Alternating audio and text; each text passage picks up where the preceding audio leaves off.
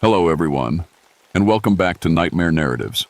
I can picture some of you already in bed, maybe some of you just getting home from work. Wherever you are, whatever time it is, I'm glad you're here. If this helps you relax or sleep, please like and subscribe. It means a lot. Now let's get you comfortable, and I'll tell you tonight's story. My name is Vincent Hawthorne. I'm 24 years old, and I've been a park ranger for 6 months now. This is my story. Well, it's supposed to be my story. I'm not sure anymore. I should start at the beginning. It was Halloween night, 1987, my first time working alone at Monongahela National Forest in West Virginia. The other rangers thought it would be funny to give the rookie the Halloween shift. Nothing ever happens, they said. Just drive around, check the campsites, make sure nobody's causing trouble. I was excited, honestly. 6 months of training, 6 months of following other rangers around like a lost puppy. Finally, I got to prove I could handle things by myself. The radio crackled to life as I loaded my gear into the truck. Ranger 7, this is base. You copy? I grabbed the handset. This is Ranger 7. I copy base. Vincent, you got everything you need? Extra batteries for the flashlight? Maps? That was Sarah, the night dispatcher. She'd been working dispatch for 15 years. She knew these woods better than anyone. All set, Sarah. GPS is working, radio's clear, got my thermos of coffee. Good. Check in every 2 hours. And Vincent? Yeah? Stay on the main trails tonight. Weather's been weird lately. Animals are acting strange. I should have listened to that warning. I really should have. The Blackwater Falls area is beautiful during the day. Tall trees, clear streams, rocks that look like they've been there since the world began. But at night it's different. The shadows are deeper. The sounds are wrong. I started my patrol at 10 p.m. The first few hours were normal. I checked the camping areas, made sure nobody left fires burning, found a few beer cans that I picked up. Nothing unusual.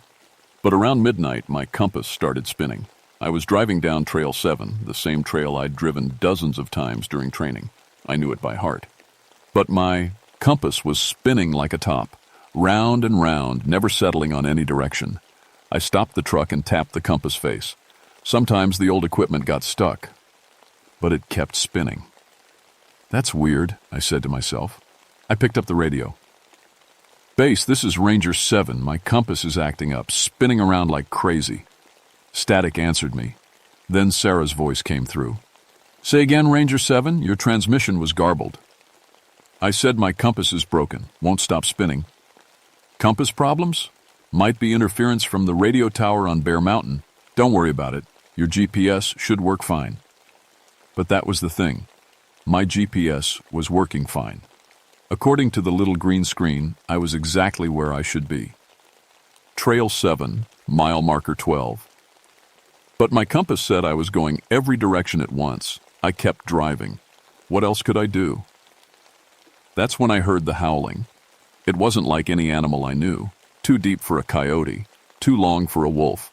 And there weren't supposed to be any wolves in this part of West Virginia anyway. The sound seemed to come from everywhere at once, echoing off the trees. I stopped the truck again and rolled down the window. The forest was quiet now, just the normal night sounds. Insects buzzing, leaves rustling in the wind, an owl somewhere in the distance. I picked up the radio again. Base, did you hear that howling just now? Negative, Ranger 7. Didn't hear anything unusual on your transmission. You okay out there? I listened to the recording later. Sarah was right. On the radio, you couldn't hear the howling at all. Just my voice and the normal forest sounds. But I heard it clear as day. Yeah, I'm fine. Just checking. But I wasn't fine. Something was wrong. The animals Sarah mentioned. I was starting to see what she meant. I hadn't seen a single deer all night. No rabbits running across the road. No raccoons digging through. GH trash cans at the campsites. It was like every animal in the forest had just left. I drove to the next checkpoint, a small parking area near Blackwater Creek. There was supposed to be a hiking group camping there. 3 college kids from Ohio. They'd registered at the ranger station that morning. Their car was there, a beat-up Honda with Ohio plates. But no tent, no campsite, just the car, sitting empty in the parking lot. I got out of my truck and called, "Hello? Anyone here?" My voice echoed back from the trees. No answer. I found their stuff scattered around a fire pit about 50 yards from the parking area. Sleeping bags, backpacks, camping gear, a pot of beans still sitting over the fire. The beans were still warm beans. That meant they'd been here recently, maybe just a few minutes ago. But where were they? I called out again. "This is Ranger Hawthorne with the Forest Service. If anyone's out there, please respond." Nothing. I should have called it in right then. Should have followed procedure. But I was new, and I didn't want to look like I couldn't handle a simple situation. Maybe they'd just gone for a night hike. Maybe they'd be back soon.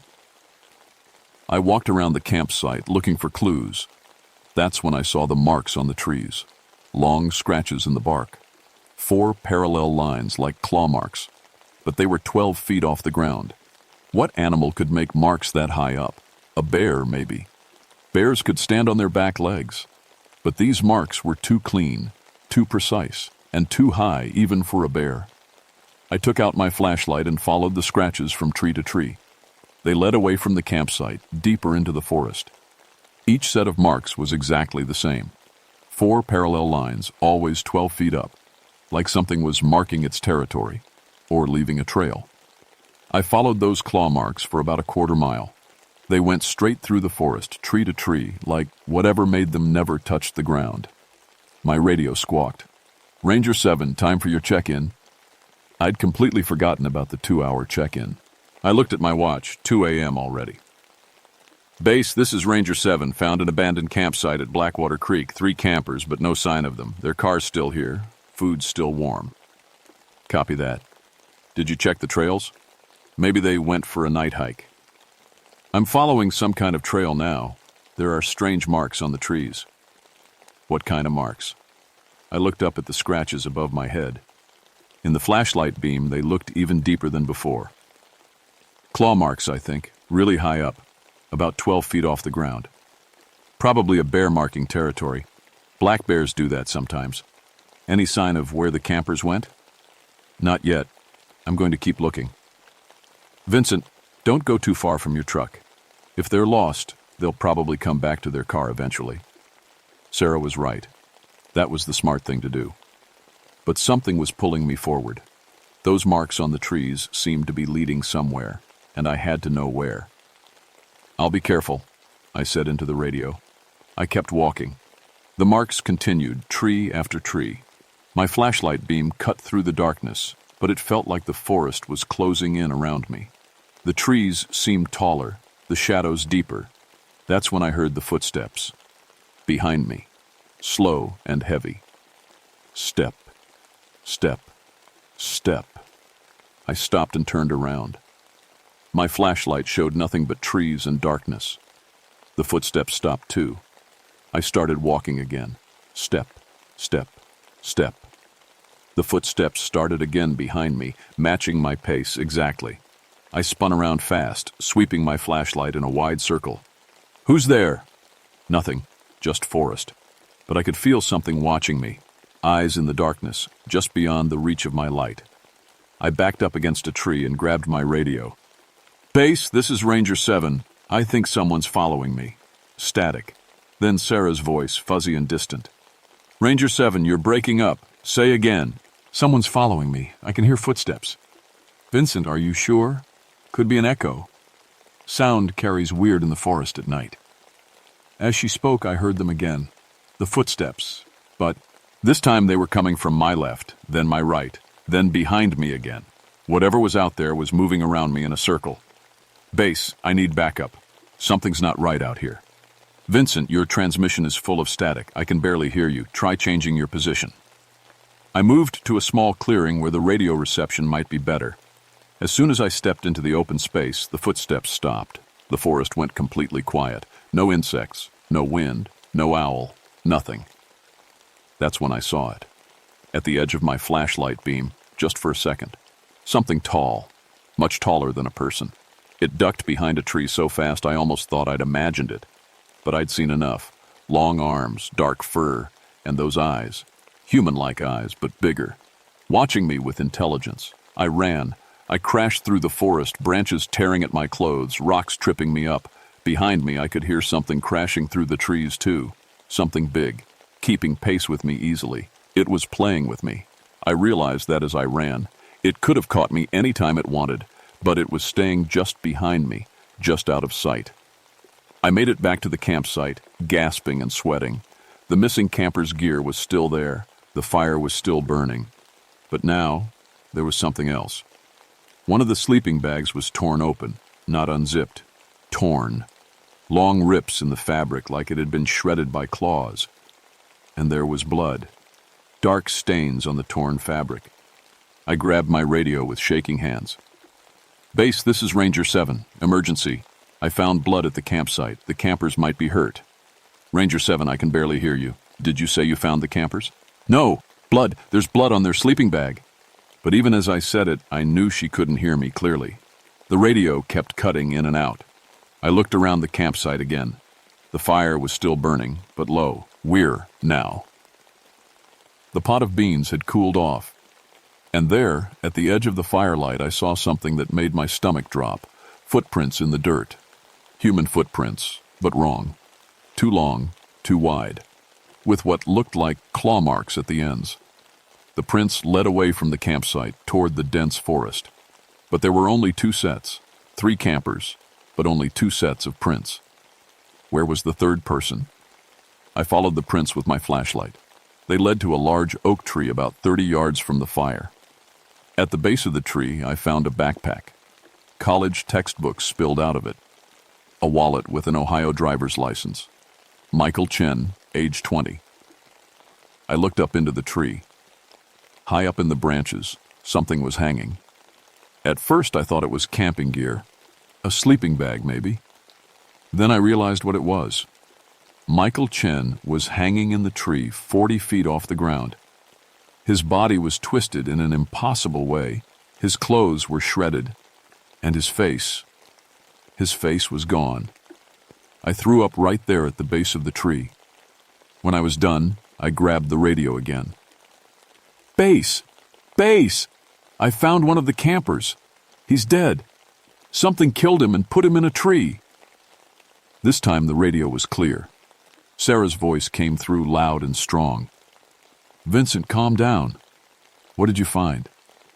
"Michael Chen, one of the college kids. He's dead. Something tore him apart and hung him in a tree 40 feet up." "Vincent, are you sure? Are you absolutely sure?" I looked up at the body again. In the moonlight, it looked even worse. "I'm sure." "Okay. I'm calling the sheriff and the state police. Don't touch anything.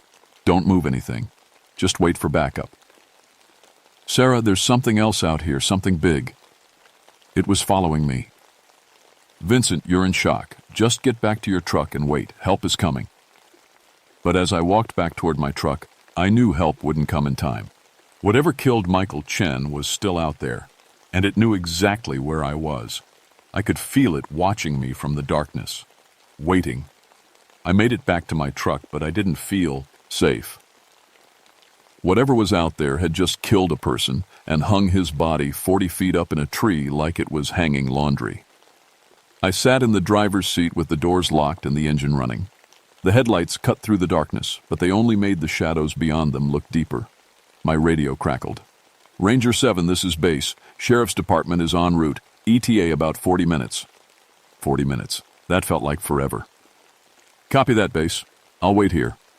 But I couldn't just sit still. I kept thinking about the other 2 campers. Michael Chen was dead. But what about his friends? Were they still alive out there? I got out of the truck and walked back to the campsite. Maybe I could find some clue about where they'd gone. The fire had burned down to glowing coals. I threw some more wood on it to brighten the area. As the flames grew higher, I saw something I'd missed before. There was a message written in the dirt near the fire pit. Scratched letters, like someone had used a stick to write in the ground. "Help us."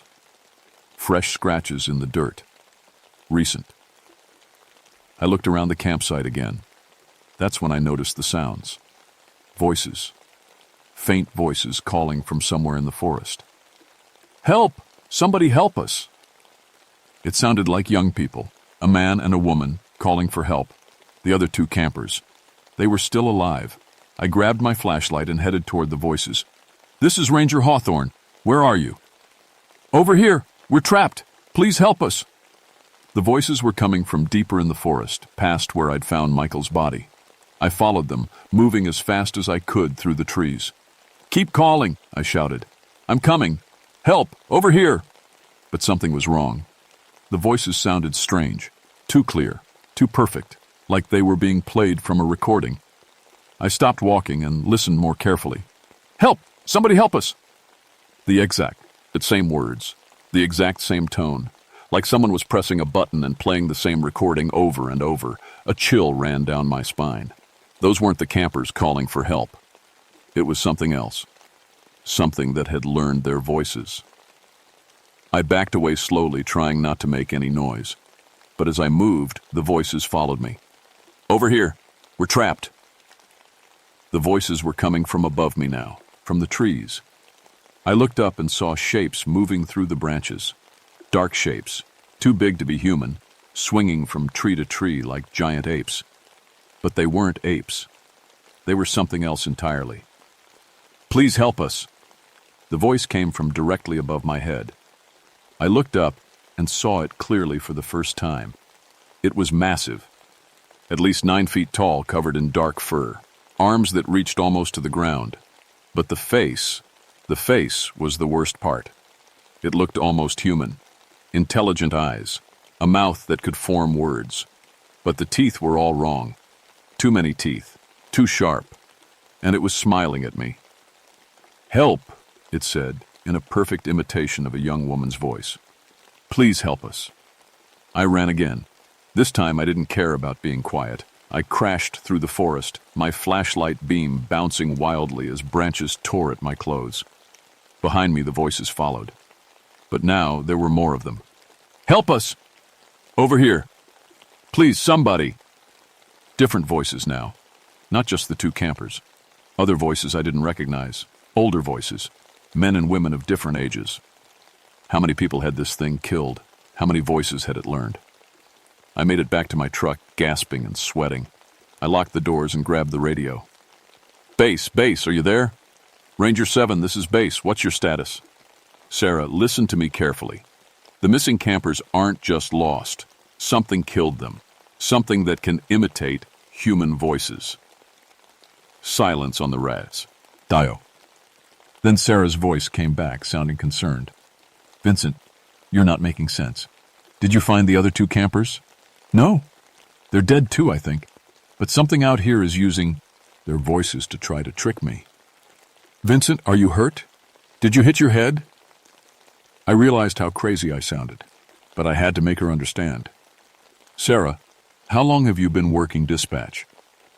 15 years. "Why?" "In 15 years, have you ever heard of anything like this? Animals that can talk, that can imitate human voices?" A long pause. Then Sarah's voice came back, quieter than before. "Vincent, there have been stories over the years. Rangers who reported strange things, but never anything confirmed." "What kind of stories?" "Missing hikers, bodies found in impossible places, animals that seemed too smart, too organized. But the official reports always blamed bears or getting lost." "Official reports?" "Vincent, listen to me.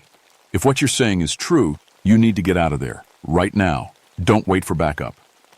But as she spoke, I heard something that made my blood freeze. Voices outside my truck.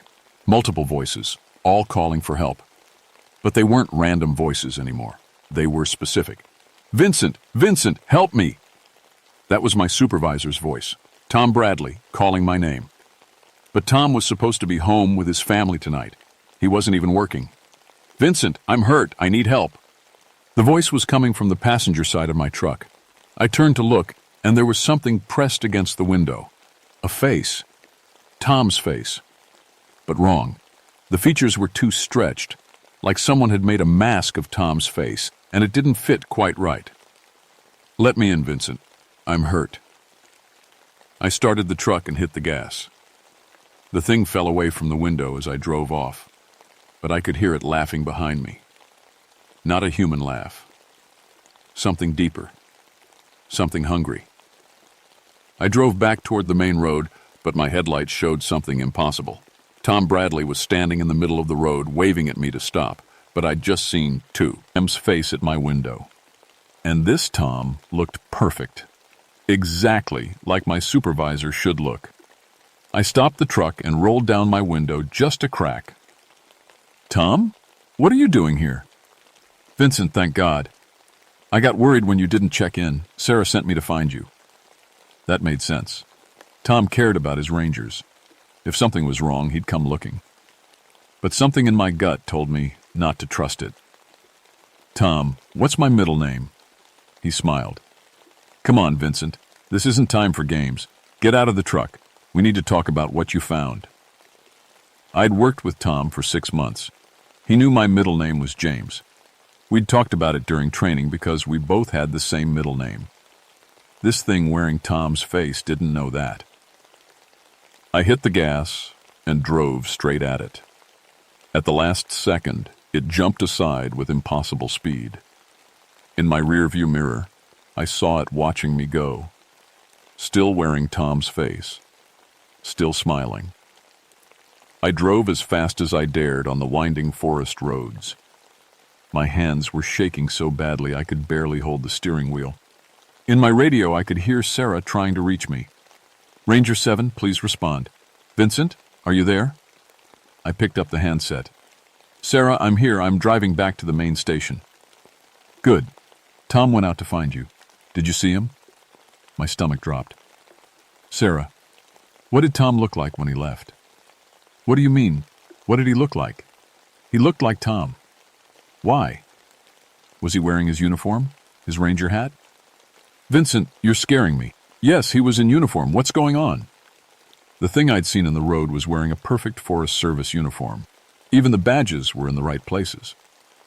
"Sarah, I don't think that was Tom." Static filled the radio. When Sarah's voice came back, it sounded different, worried. "Vincent, I need you to listen to me very carefully. Tom Bradley died 2 hours ago." The truck sweeper served as those words hit me. "What?" "His wife called the station. She found him in their backyard. Something had attacked him. She thought it was a bear at first, but the state police are calling it suspicious death now. Tom was dead, had been dead for 2 hours. But I'd just seen him, talked to him, looked right into his eyes." "Sarah, if Tom's dead, then what did I just see?" "I don't know, Vincent, but you need to get back here right now." I pressed harder on the gas pedal. The forest flew by outside my windows, dark trees reaching across the road like they were trying to grab my truck. That's when my radio started acting up again. "Vincent!" The voice sounded like Sarah, but with static underneath. "Vincent, can you hear me?" "I'm here, Sarah." "Vincent, I need you to turn around and go back to the campsite." I slowed down. That didn't sound right. Why would I go back there? "We found the other 2 campers. They're alive, but they're hurt. You need to help them." "Sarah, you just told me Tom was dead and to get back to the station. Now you want me to go back?" "Vincent, I never said anything about Tom. Are you feeling okay? Maybe you should pull over and rest." Something was very wrong. I'd just talked to Sarah about Tom's death. She'd been worried about me. Now she was talking like none of that had happened. "Sarah, what's my badge number?" Silence on the radio. Then the voice came back, still sounding like Sarah, but somehow empty. "Vincent, you're not making sense. Just come back to the campsite. The campers need your help." "What's my badge number, Sarah?" More silence. Then a different voice came over the radio, a voice I recognized, my own voice. "Base, this is Ranger 7. Everything's fine out here. Found the campers. They're all okay. Just a misunderstanding." But I wasn't talking. I was listening to my own voice on the radio, saying things I'd never said. "Vincent?" The fake Sarah voice was back. "Vincent, why aren't you responding?" I turned off the radio. Whatever was out there had learned to copy voices perfectly. Not just the sound, but somehow the radio frequencies too. It was using the radio system against me. I was completely cut off. No way to call for help. No way to know if anyone I talked to was real. I kept driving toward the main station, but my headlights showed something that made me slam on the brakes. There was a roadblock ahead. 2 police cars with their lights flashing.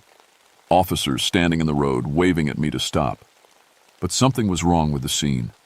The police cars were too clean, too perfect, like they'd just rolled off a showroom floor. And the officers? They all looked exactly the same. Same height, same build, same face, like someone had made multiple copies of the same person. I put the truck in reverse, but when I looked in my rearview mirror, there were more police cars behind me. I was trapped. One of the officers walked up to my driver's side window. He tapped on the glass with his flashlight. "Sir, we need you to step out of the vehicle." His voice sounded normal, professional, but his eyes were wrong. Too bright, too interested. "What seems to be the problem, officer?" "We're investigating reports of a dangerous animal in the area. We need to evacuate all civilians." That almost sounded reasonable. But I noticed he called me a civilian, not a ranger, and I was wearing my Forest Service uniform. "I'm Ranger Vincent Hawthorne. This is my jurisdiction." The officer smiled. "Too wide. Too many teeth." "Of course you are. Please step out of the vehicle so we can escort you to safety." Behind him, the other officers were moving closer to my truck. They all had that same too-wide smile. I gunned the engine and drove straight at the roadblock. The fake police officers scattered, but not like humans would. They moved too fast, too smoothly, like they were floating. In my mirrors, I could see them chasing my truck. But they weren't running on the road. They were running through the trees alongside the road, keeping pace with my truck easily. What were these things, and how many of them were there? I made it to the main ranger station, but it was dark. All the lights were off, which was wrong. The station was supposed to be staffed 24 hours a day. I parked in front of the building and sat in my truck for a moment, trying to think. My radio was compromised. The phone lines might be too. And I didn't know who I could trust. But I needed help. I needed backup. I needed someone to believe what I'd seen. I got out of the truck and walked to the front door of the station. It was unlocked, which was also wrong. We always kept the doors locked at night. Inside, the station was quiet. Too quiet. No radio chatter. No sounds from the dispatch room. "Hello? Sarah? Anyone here?" My voice echoed in the empty building. I walked to the dispatch room. Sarah's chair was empty, but her coffee cup was still warm. A half-eaten sandwich sat on her desk. She'd left recently. But where had she gone? I tried the phone. No dial tone. The line was dead. I was completely cut off from the outside world. No radio, no phone, no backup coming. That's when I heard the voices outside. Multiple voices, all calling my name. "Vincent! Vincent, we need help!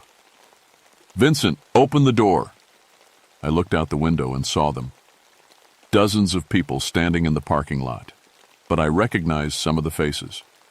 Tom Bradley was there, the 3 college campers. Other people I didn't recognize, but who all looked somehow familiar. And they were all looking at me with those 2 bright eyes, all smiling with too many teeth.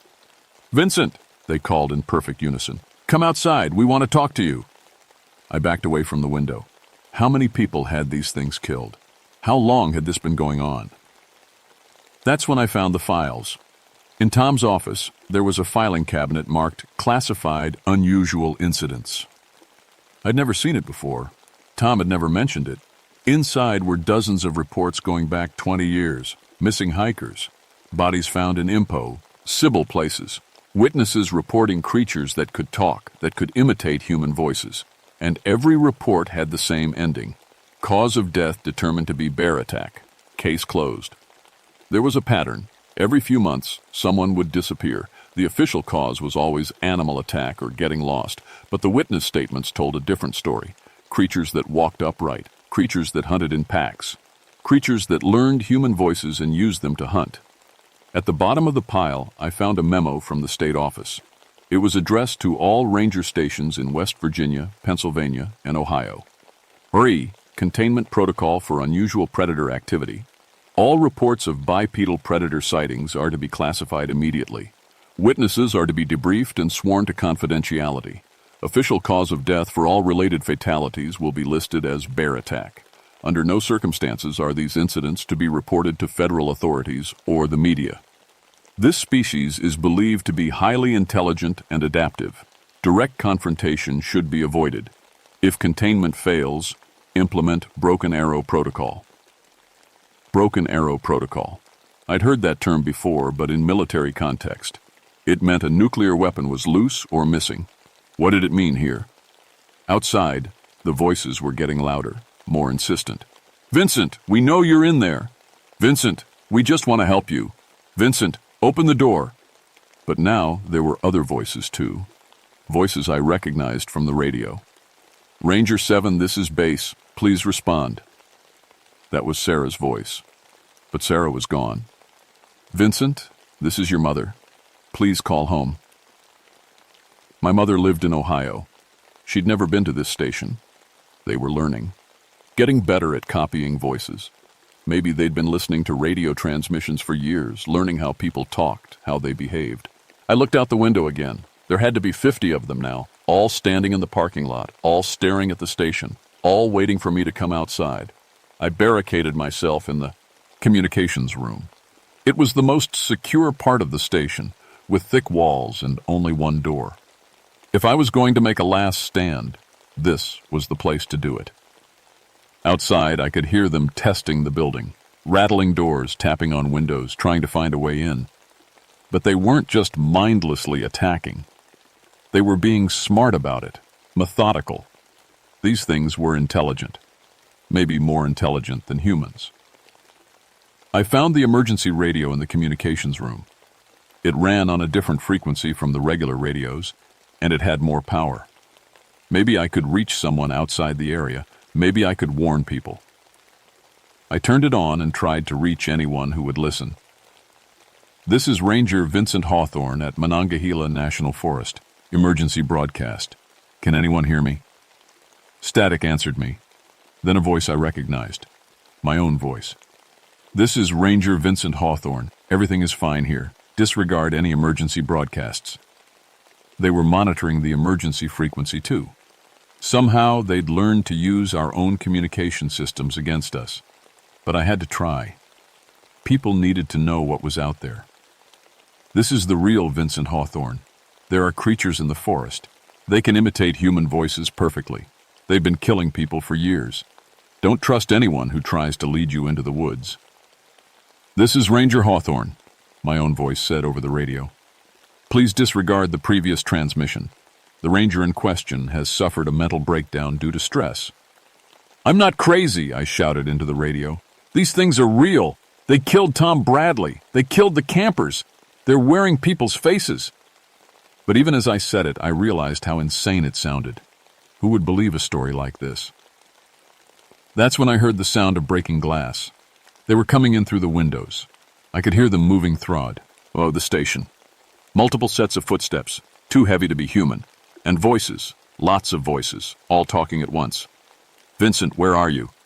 Vincent, we want to help you. Vincent, everything's going to be okay. The voices of every person they'd killed over the years. Men, women, children, all calling my name. The footsteps stopped outside the communications room door. Vincent? It was Tom's voice. Vincent, it's me. Open the door. Tom's dead, I said. Vincent, I'm hurt. I need medical attention. Please. The door handle rattled. Vincent, this is your mother. Open the door right now, young man. My mother's voice, exactly as I remembered it, stern but loving. The voice that had tucked me in at night when I was a kid. But my mother was 300 miles away. Vincent, another voice said. Sarah's voice. Vincent, I'm scared. There's something out there. Please let me in. That almost got me. Sarah sounded genuinely frightened, like she was in real danger. But I'd seen the files. I knew the truth. Sarah was probably already dead. The door shook as something heavy hit it from the other side. Then again. The wood around the lock started to splinter. I grabbed the emergency radio one more time. This is Vincent Hawthorne. Final transmission. The creatures in Monongahela National Forest are real. They've been hunting people for decades. They can perfectly imitate human voices and appearances. Don't trust anyone who tries to lead you into isolated areas. Don't trust... The door exploded inward. They poured into the room like a dark wave, massive shapes covered in fur but walking upright like humans. Their eyes glowed in the dim light from the radio equipment. And their faces, they kept changing. First Tom's face, then Sarah's, then my mother's, cycling through every person they'd killed. "Hello, Vincent," they said in unison, using all their stolen voices at once. It sounded like a chorus from hell. I tried to run, but there was nowhere to go. They surrounded me, their massive hands reaching out. The last thing I remember clearly was being lifted off the ground. The radio was still on, and I could hear my own voice coming through the speaker. "This is Ranger Vincent Hawthorne. Everything is normal at Monongahela Station. All personnel are accounted for. Ending patrol." But I wasn't the one talking.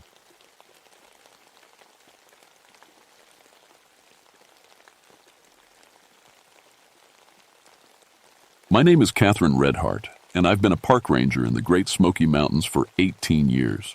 Before that, I was a police detective in Charlotte for 12 years. I've seen dead bodies, crime scenes, and things that would make most people sick. I thought I'd seen everything.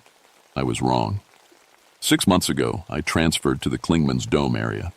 My captain said I needed a break after the Henderson case went bad. 3 kids dead, killer never found. I couldn't sleep anymore. The mountains seemed like a good place to start over. The funny thing is, I chose this area for a reason I couldn't explain. Something kept pulling me here. Maybe it was because my sister Emma disappeared near here 20 years ago. She was camping with friends, and they found her tent torn apart. No body, no real answers. The local sheriff said it was probably a bear attack. I never believed that. My first few months were quiet. I checked on campers, helped lost hikers, filed reports about raccoons getting into trash cans. Normal stuff. The other rangers were nice enough. They called me detective as a joke, but not in a mean way. The mountains were beautiful, especially in early fall. The leaves were changing colors, and tourists came to see them. I liked the peaceful work. I liked being outside. For the first time in years, I slept through the night. Then the reports started coming in. It began with campers complaining about strange sounds at night, growling that didn't sound like any animal they knew. One family said something big had walked around their tent for hours, but when they looked outside in the morning, there were no tracks. I told them it was probably just a black bear.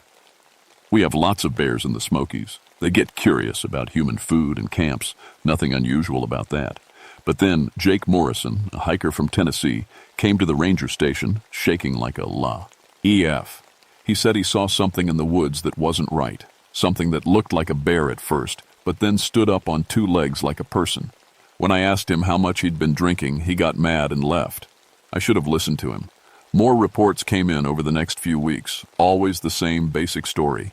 Something big in the woods, something that moved wrong, something that felt like it was watching people. I started carrying my old service weapon again, even though park rules said I didn't need it. Old habits, I guess. Once a cop, always a cop. The first real evidence came on a Tuesday morning in late September. A family camping near Elkmont called in a disturbance. When I got there, their campsite looked like a tornado had hit it. Tents were shredded. Coolers were torn open and scattered. But the family was fine. They'd spent the night in their car after hearing something circling their camp. That's when I saw the tracks.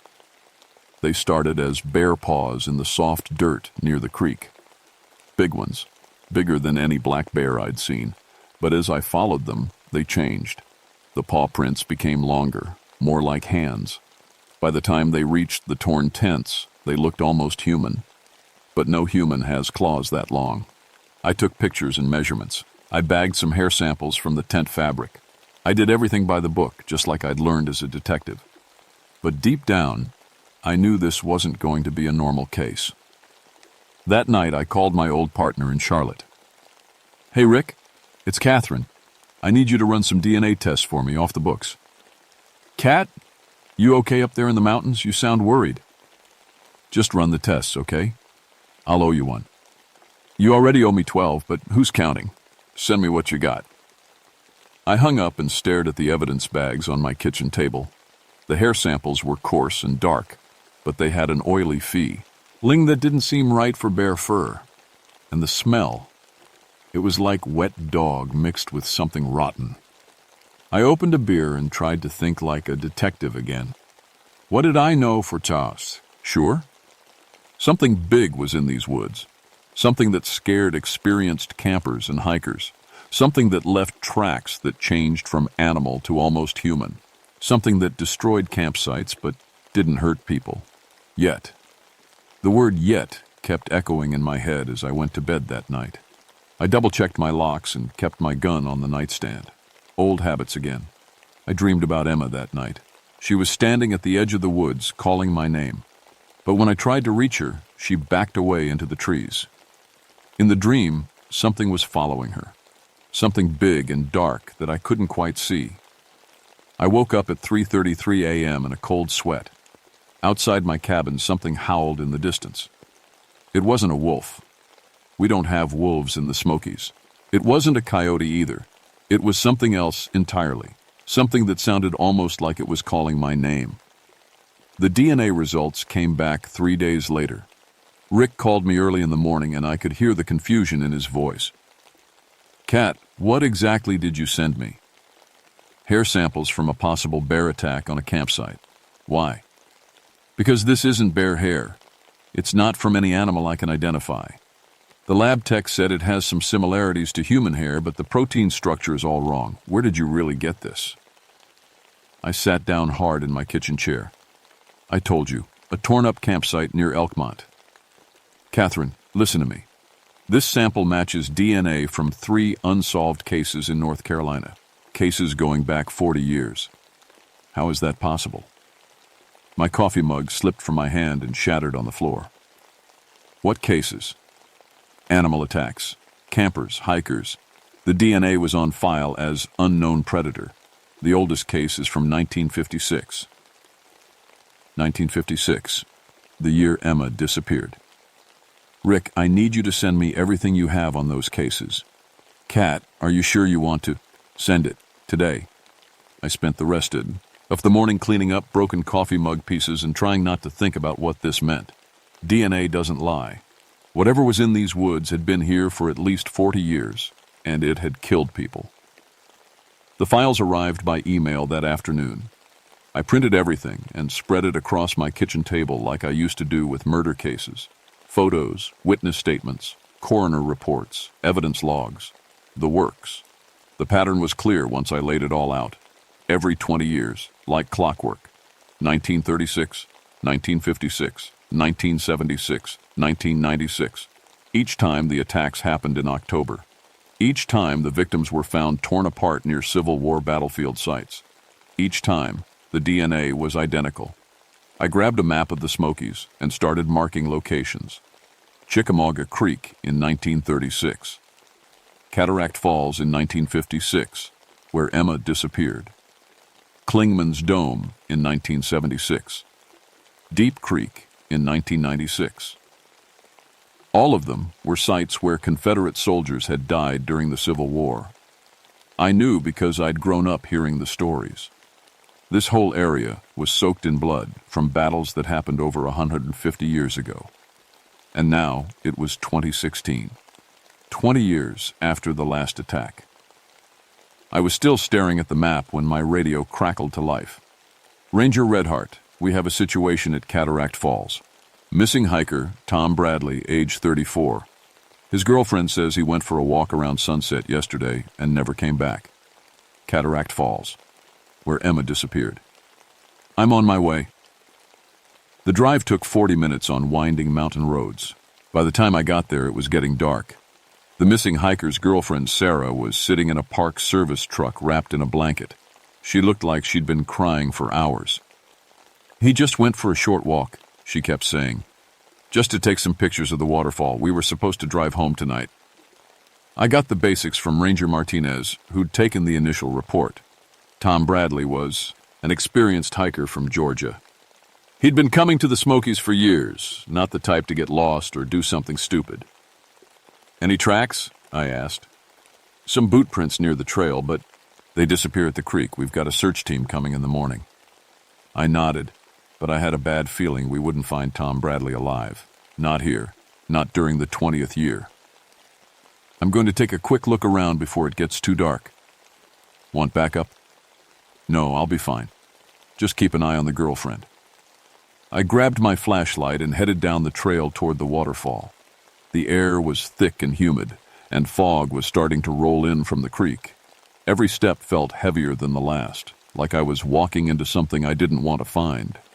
The waterfall was about a quarter-mile down a steep, rocky path. During the day, it was beautiful. At twilight, with fog swirling around the trees, it looked like something from a nightmare. I found Tom Bradley's camera first. It was lying in the creek, water damaged but still intact. The lens was cracked, and there was something dark on the camera strap that looked like blood. That's when I heard the growling. It was low and deep, coming from somewhere across the creek. I pulled out my flashlight and swept the beam across the water. The light caught something moving in the trees. Something big. "Hello?" I called out, knowing it was stupid but unable to stop myself. "Tom, is that you?" The growling stopped. For a moment, everything was silent, except for the sound of water falling over rocks. Then I heard branches breaking, like something heavy was moving through the forest, moving toward me. I unholstered my weapon and backed toward the trail. Every instinct I'd learned as a cop was screaming at me to get out of there, but I couldn't leave without Tom. "Tom Bradley, if you can hear me, call out." The answer came from right across the creek. But it wasn't Tom's voice. It was a howl that started low and rose to a pitch that made my teeth ache. It sounded like pain and rage and hunger all mixed together. It like something that had been waiting a very long time. I ran. I crashed back up the trail, stumbling over roots and rocks in the dark.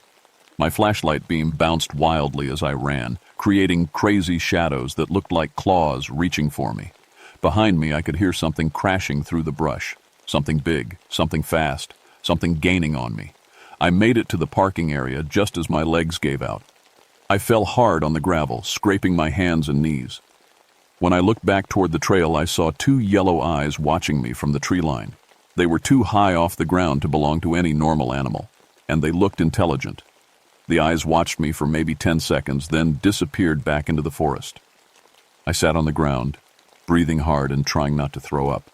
My radio was crackling with Martinez asking for my status, but I couldn't make my voice work. When I finally stood up and walked back to the truck, Sarah looked at me with desperate hope.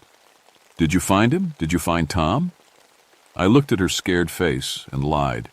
"Not yet, but we'll keep looking." That night, I didn't sleep at all. I sat at my kitchen table with Tom Bradley's camera and the case files, trying to make sense of what I'd seen. The camera's memory card was damaged, but I managed to pull off a few images. Most were normal pictures of the waterfall and surrounding forest, but the last photo made my blood run cold. It showed Tom Bradley standing near the creek, smiling at the camera. But behind him, barely visible in the shadows between the trees, was a dark shape. Something tall and hunched over, with what looked like claws instead of hands. Something that had been watching him. We found Tom Bradley's body the next morning. What was left of it. The search team found Tom at first light, about a mile downstream from where I'd heard the growling. I got there just as the coroner was zipping up the body bag, but not before I saw what had been done to him. I'd seen bear attacks before. This wasn't one. Tom had been torn apart with a precision that suggested intelligence. His body was arranged in a specific pattern, like some kind of ritual. The trees around him were marked with claw scratches that formed symbols I didn't recognize. But the worst part was his face. His eyes were wide open and his mouth was frozen in a scream. Whatever had killed him, he'd seen it coming. Dr. Jennifer Hayes, the county coroner, pulled me aside as they loaded the body into the van. "Catherine, I need to ask you something. Have you seen anything like this before?" "What do you mean?" "The claw marks. the way the body was positioned. I've been doing this job for 15 years, and I've never seen animal behavior like this. It's almost like what? Like whatever did this was trying to send a message. I thought about the yellow eyes watching me from the forest and nodded. What kind of message? I don't know, but I'm going to run every test I can think of. Maybe the lab can tell us something. The news about Tom Bradley's death spread quickly through the local community. By that afternoon, I had 3 more families canceling their camping reservations. Word was getting out that something dangerous was in the woods. My supervisor, Chief Ranger Davis, called me into his office that evening. Catherine, I need to know what you think we're dealing with here. I'd been dreading this conversation. How do you tell your boss that a shape-shifting creature has been killing people in his park for 80 years? I think we have a predator problem. Something big and aggressive. Black bear? Maybe. Or something else. Davis frowned. The state wildlife officials think it might be a rogue bear that's lost its fear of humans. They want to set traps. I knew traps wouldn't work. Whatever was out there was too smart for that, but I couldn't say that without sounding crazy. That might be a good idea. In the meantime, I'm closing the backcountries, camping areas. Day hikers only, and they have to be off the trails by sunset. It was a smart move, but I didn't think it would help. This thing had been patient for 20 years. It could wait a little longer. That night, I drove to the Cherokee Reservation east of the park. I'd heard there was an elder there named Joseph Crow Feather who knew the old stories about the mountains. If anyone could help me understand what I was dealing with, it would be him. I found him sitting on the porch of a small house near the casino. He was old, maybe 80, with long gray hair and hands like leather. He looked at me with dark eyes that seemed to see right through me. "You're the ranger," he said before I could introduce myself. "You're looking for answers about the Shadow Walker." Shadow Walker? That's what my grandfather called it, the thing that feeds on pain and death, the thing that was born from the battlefield. I sat down on the porch steps. "How long have you known about it?" "My family has been keeping watch for over a century. Every 20 years it wakes up hungry. Every 20 years it takes someone." "Why 20 years?" Joseph Crowfeather was quiet for a long time. Then he said, "Do you know what happened at Klingman's Dome during the war? Some kind of battle? 400 Confederate soldiers died there in one day. Not in a battle. They were trapped by Union forces and slaughtered. Their bodies were thrown into a mass grave without ceremony, without respect." I felt a chill run down my spine. "And you think that created, what, some kind of spirit?" "Not a spirit. Something worse. All that rage and pain and fear, it had to go somewhere. It soaked into the ground, into the trees, into the very air. Over time, it took shape. Shape of what? Whatever it needs to be, bear, wolf, man. It feeds on trauma, grows stronger from violence, and every 20 years, when the barrier between worlds is thinnest, it hunts." I pulled out my phone and showed him the photo from Tom Bradley's camera. Joseph looked at it for a long time, then handed the phone back. "You shouldn't have come here alone." "What do you mean?" "It knows you're investigating. It's been watching you since the day you arrived. You carry the scent of old pain. Your sister, yes? The Shadow Walker can smell grief like blood in the water." My hands started shaking. "How do you know about Emma?" "Because it took her to, 20 years ago. And now it wants to finish what it started." I stood up quickly. There has to be a way to stop it. Joseph shook his head. "Many have tried. The Shadow Walker is patient and clever. It learns from each encounter, gets stronger with each feeding. The only way to survive is to leave these mountains and never come back. I can't do that. Then you're going to die, just like your sister, just like all the others." I drove back to my cabin feeling more alone than I'd ever felt in my life. But I also felt something else, determination. I'd spent my whole career as a detective and ranger protecting people. I wasn't about to stop now. Over the next few days, I threw myself into research. I read everything I could find about the Civil War battles in the area. I studied Cherokee folklore about spirits and monsters. I even called some professors at the university who specialized in Southern history. The pattern became clearer the more I learned. Every major battlefield in the Smokies had stories of supernatural encounters. Ghosts, strange animals, unexplained deaths. But the Clingman's Dome area was different. The stories there were darker, more violent, more real. I also started preparing for what I knew was coming. I cleaned and loaded every weapon I owned. I bought supplies, rope, flares, camping gear, first aid kit. I left detailed notes about my investigation in a safe deposit box, just in case. Because I was starting to understand that this thing hadn't just been killing random hikers for 80 years, it had been building up to something, working toward a specific goal. And that goal involved me. The dream started on October 10th. Every night, I saw Emma standing at the edge of the forest, calling my name. But now I could see what was behind her in the shadows. Something tall and dark with yellow eyes and claws like knives. In the dreams, it spoke to me in a voice like grinding bones. Soon. On October 11th, I found fresh tracks outside my cabin. They started as bear paws in the garden, became more human-like by the front door, then disappeared entirely on the porch. Like whatever made them had simply vanished into thin air. On October 12th, every animal in the forest went quiet. No birds, no squirrels, no insects. Just silence. Even my neighbors noticed it. Mrs. Patterson, who lived a half-mile down the road, called to ask if I thought a storm was coming. I knew it wasn't a storm. That night, I didn't even try to sleep. I sat in my living room with my service weapon in my lap and waited. The silence outside was so complete I could hear my own heartbeat. At 3:33 a.m., something knocked on my door. 3 slow knocks, like a polite visitor. Then a voice I hadn't heard in 20 years. "Catherine? It's me. It's Emma."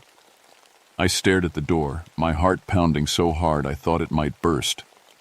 The voice was perfect, exactly how Emma sounded when we were kids. Sweet and innocent, with that little laugh she always had at the end of her sentences. "Catherine, please, I'm hurt. I need help." Every instinct I'd developed as a cop was screaming at me not to open that door. But it sounded so much like Emma. What if somehow, impossibly, she was still alive? What if she'd been lost in the woods for 20 years and had finally found her way home? "Emma?" I whispered. "Yes, oh God, Catherine, please open the door. Something's been chasing me." I stood up slowly, keeping the gun in my hand, and through the peephole, I could see a figure on my porch, small and thin, wearing torn clothes. The face was turned away, but the hair was the right color, the right length. "How do I know it's really you?" A pause. Then, "You gave me your teddy bear when I was scared of thunder. Mr. Buttons. You said he would protect me." My gun hand started shaking. She was right. I had given Emma my teddy bear when she was 5 and afraid of storms. No one else knew that story. I reached for the door handle, then stopped. Something was wrong. Emma had been 20 when she disappeared, not 5. And if she'd really been lost in the woods for 20 years, she wouldn't look like a little girl. "Emma, what year is it?" Another pause, longer this time. When the voice came back, it was different. Colder. "Let me in, Catherine." That's when I saw it through the peephole. The figure on my porch was changing, growing taller. The torn clothes became matted fur. The human shape bent and twisted into something else entirely. I stepped back from the door just as something heavy slammed into it from the outside. The whole cabin shook. I heard claws scraping against wood and then a howl that made the windows rattle. I grabbed my radio with one hand and kept the gun steady with the other. "This is Ranger Redheart. I need immediate backup at my location. Armed and dangerous situation." The radio crackled with static, then went dead. No response. Another slam against the door, harder this time. I heard wood splintering. I ran to the back of the cabin and looked out the window.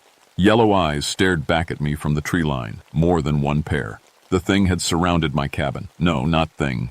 Things. There was more than one of them now. The front door gave way with a crash that shook the entire house. I heard heavy footsteps in my living room, and then that voice again. Still Emma's voice, but wrong somehow. "Catherine, where are you? We want to play." I climbed out the back window as quietly as I could and dropped into my garden. The October air was cold against my skin, and fog was rolling in from the mountains. I could barely see 10 feet in any direction. I had to get to my truck. If I could reach the main road, maybe I could call for help. But as I crept around the side of the cabin, I heard multiple sets of footsteps in the forest around me. They were coordinating, moving together like a pack, like they'd done this before, like they'd been planning this for 20 years. I made it to my truck and fumbled with the keys. Behind me, I could hear them coming, not trying to hide anymore, just coming. The engine turned over on the third try, and I floored the gas pedal. Gravel sprayed as I spun out of the driveway and onto the mountain road. In the rearview mirror, I saw dark shapes emerging from the forest, running after me on 2 legs, then 4, then 2 again. But I was faster. The truck had a good engine, and I knew these roads better than anyone. I was almost to the main highway when I realized where I was going. Not away from danger, toward it. The road I was on led to only one place, Klingman's Dome, the original battlefield, the place where it all started. I tried to turn around, but the fog was too thick now. I could barely see the road in front of me, and every time I slowed down, I heard them howling in the distance, getting closer. So I kept driving up the mountain toward the place where 400 Confederate soldiers had died screaming in 1863. The parking area at Klingman's Dome was empty, which wasn't surprising at 4 in the morning. I parked and grabbed my emergency pack from the back of the truck. Flares, rope, extra ammunition, a flashlight with fresh batteries, and Joseph Crowfeather's business card, which he'd given me before I left his house. I called the number, not really expecting him to answer. "I told you not to go alone," his voice said calmly. "How did you know?" "I've been waiting by the phone for 3 days." "Oh, you're at the Dome, aren't you?" "Yes. They herded me here. This was planned." "Of course it was. The Shadow Walker has been planning this since the day you arrived. Maybe longer." I could hear something moving in the fog around the parking area. Multiple somethings. "Joseph, if there's any way to stop this thing, I need to know now." "There is one way, but you won't like it." "Tell me." The Shadow Walker feeds on pain and trauma. It was born from the collective agony of those soldiers. But trauma can be transformed into something else, into peace. How? You have to give it what it wants. You have to face it without fear, without anger. You have to forgive it. Forgive the thing that killed my sister. Forgive the pain that created it. Forgive the soldiers who died here. Forgive yourself for not being able to save Emma. Through the fog, I saw yellow eyes appearing all around me. They formed a circle, keeping their distance, but ready to close in. "That's impossible. It's the only way. The Shadow Walker feeds on rage and fear. Take those away, and it starves." The creatures were getting closer. I could see their shapes now, sometimes human, sometimes animal, always wrong. There were 5 of them, maybe 6. But in the center of the circle, one figure stood apart from the rest. Smaller, more human. Emma. She looked exactly like she had at 20 years old. Same smile, same laugh, same way of tilting her head when she was curious about something. Except for the eyes.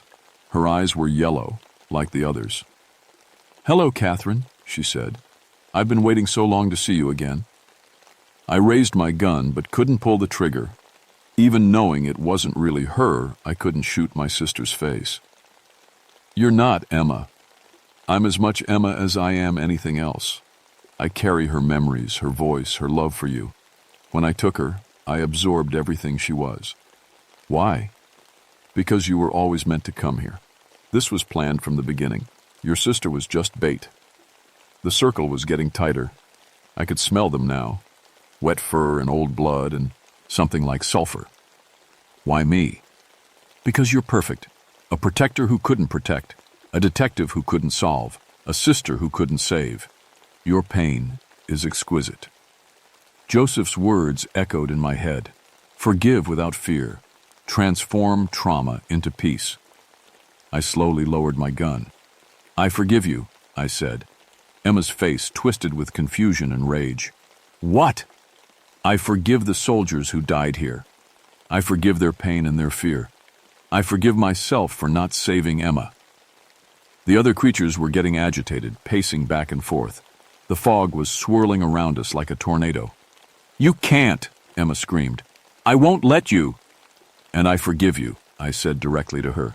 You're not evil. You're just pain that's been carrying itself for too long. You can rest now.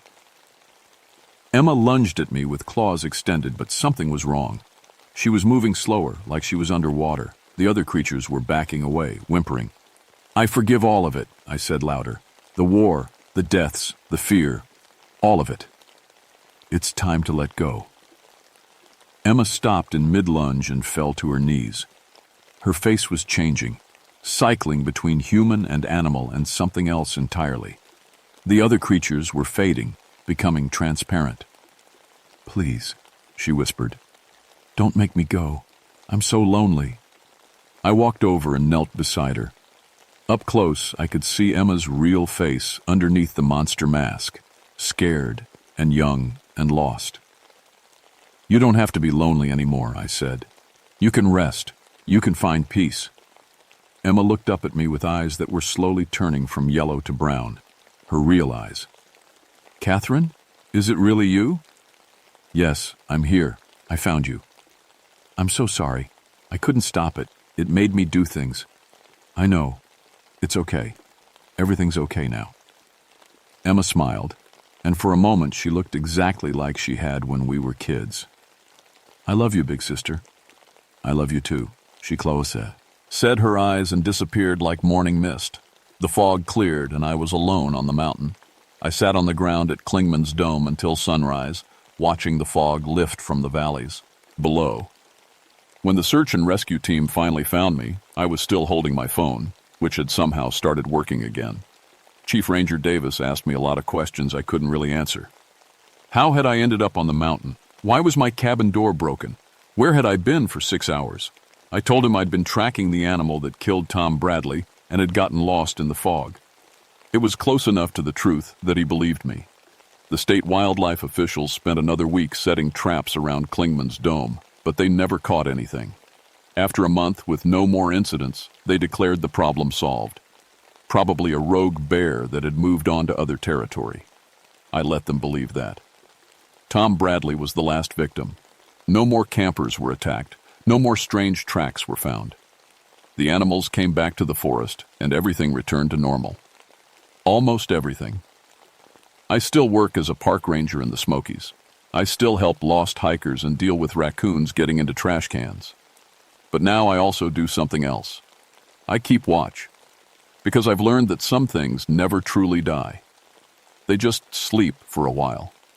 Sometimes, on foggy October nights, I drive up to Klingman's dome and walk the trails. Not because I'm looking for monsters, but because I'm looking for peace. The kind of peace that comes from understanding that pain doesn't have to become evil. The battlefield is quiet now. The mass grave where those 400 soldiers were buried has been properly marked with a memorial stone. Visitors come to pay their respects, and I make sure they're safe. Most of the time, they are. But occasionally, maybe once or twice a year, I'll find evidence that something is stirring. A strange track in the mud. A tree with fresh claw marks. A tourist who swears they saw something moving in the fog that didn't look quite right. When that happened, I remember Joseph Crow Feather's words about forgiveness. I remember Emma's face when she finally found peace. And I do what needs to be done, because some responsibilities never end. Some watches must be kept forever, and some sisters never really stop protecting each other, even after death. I still dream about Emma sometimes, but now the dreams are good ones. She's not lost in the forest anymore. She's not afraid. She's somewhere safe, somewhere bright, somewhere the shadows can't reach her, and she's waiting for me, but not yet. I still have work to do in these mountains. I still have people to protect. My name is Catherine Redheart, and I've been keeping watch in the Great Smoky Mountains for 18 years. Some nights I wonder what I'll do when my 20 years are up. Some nights I think I already know.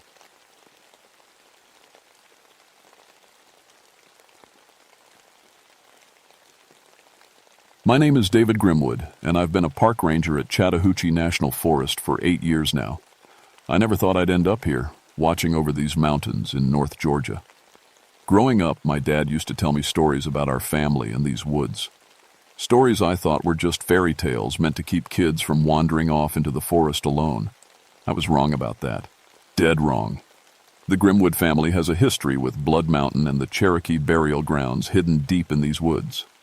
According to family stories, my great-great-great-grandfather Josiah made some kind of promise back in 1847. During the Trail of Tears, when the government was forcing the Cherokee people from their homeland, Josiah helped a dying Cherokee elder. The old man was grateful, but he also did something strange. He made Josiah swear that his family would always protect the sacred burial ground on Blood Mountain. Every 25 years, one of us becomes a ranger. Every single generation, like clockwork. My great-great-grandfather Samuel in 1872, great-grandfather Robert in 1897, great-aunt Margaret in 1922, my grandfather James in 1947, Dad in 1972, now me in 1997. Dad died 2 years ago. Heart attack, they said, but I always wondered if it was something more. The stress of keeping family secrets can kill a man, and Dad carried a lot of secrets. Before he died, he sat me down and told me things that made my skin crawl. He said the Cherokee elder didn't just ask for protection, he made sure we'd provide it, whether we wanted to or not. "There's something in those woods, David," Dad whispered from his hospital bed. "Something old and powerful. It watches over the burial ground, but it also watches over us. Makes sure we do our job." I thought he was just rambling from the medication. But here I am, wearing the ranger uniform, assigned to the exact same section of 4, said where every Grimwood before me has worked. The hiring office said it was a coincidence. I knew better. The Cherokee burial ground sits about 3 miles up Blood Mountain, hidden in a grove of ancient oak trees. Most hikers never find it. The trail markers seem to lead people away from that area without them noticing. I've walked those paths hundreds of times, and I swear they change. Not dramatically, but small things. A fallen log appears where it wasn't yesterday. A stream runs slightly different. New growth springs up overnight to block certain paths. The burial ground itself is beautiful and terrifying at the same time. Dozens of low stone mounds covered in moss and wildflowers. Some have Cherokee symbols carved into rocks. Others are marked with simple wooden posts that look much newer than they should be. The whole area feels alive, like it's breathing. The temperature drops 10 degrees when you step into the grove, even on hot summer days. I respect that place. Visit it twice a week, just to check on things. Remove any litter that blows in. Make sure no one's digging around or vandalizing anything. It's peaceful work, mostly. The kind of job that lets you think. But lately things have been different. Wrong, somehow. It started 3 weeks ago when I found the deer, 12 of them arranged in a perfect circle around one of the burial mounds. No wounds, no sign of disease or struggle. They just laid there like they'd decided to take a nap and never woke up. I called in the wildlife biologist, but she couldn't explain it. Natural causes, she wrote in her report, but her eyes said otherwise. Then came the hikers who got lost. A family from Atlanta spending the weekend camping. They had GPS, maps, everything you need to stay safe. But somehow they ended up walking in circles for 6 hours, always ending up back at the same creek. When I found them, they were crying and arguing. The father kept insisting they'd been walking downhill the whole time, but somehow they kept going up. The trail moved, the 8-year-old daughter told me while I walked them back to their car. I saw it. The path went one way, then it went another way. Kids see things adults miss. I know that now. The worst part started happening at night. I live in a small ranger cabin about a mile from the burial ground. It's quiet out there, just me and the forest sounds. But for the past 2 weeks, I've been hearing voices. Cherokee voices, speaking words I don't understand. They come from the direction of the burial ground, always around midnight. Last night I heard my name. Not David or Ranger Grimwood. They called me by my Cherokee name, the one Dad told me about but never explained. Kanuna, they whispered through the trees. Kanuna, come home. I don't know what that means, but it scares me more than I want to admit, because part of me, a part I don't understand, wants to answer. The voices got louder last night, clear enough that I could pick out individual words, even though I don't speak Cherokee.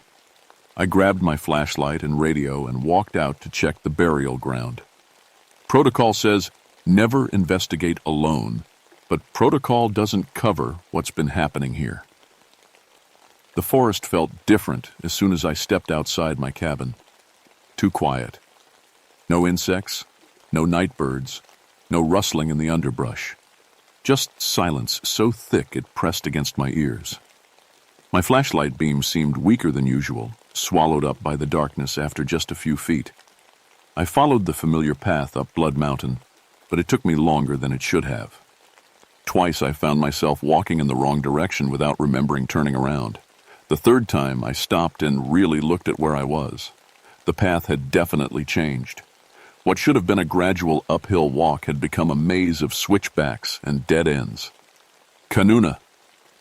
The voice came from my left, soft but clear as daylight. I spun around, shining my light into the trees. Nothing there but shadows and Spanish moss hanging like curtains. My heart hammered against my ribs. "Who's there?" I called out, trying to keep my voice steady. "This is Ranger Grimwood. Identify yourself." Silence. Then from behind me, "Kanuna, you are needed." I spun again. Still nothing. But now I could smell something strange. Sweet smoke, like burning sage mixed with cedar. And underneath that, something else. Something old and earthy, like dirt that's been undisturbed for centuries. I kept walking, following the scent and the voices. They seemed to be leading me toward the burial ground, but by a route I'd never taken before. The trees grew thicker here, older. Some of them had to be 300 years old, their trunks so wide that 3 people holding hands couldn't reach around them. That's when I saw the light. A soft blue-green glow flickered between the trees ahead. Not artificial light.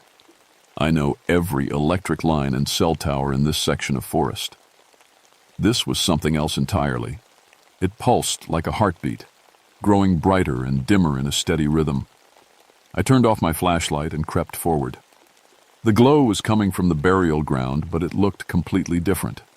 The low stone mounds were covered in that same blue-green light, as if the rocks themselves were glowing.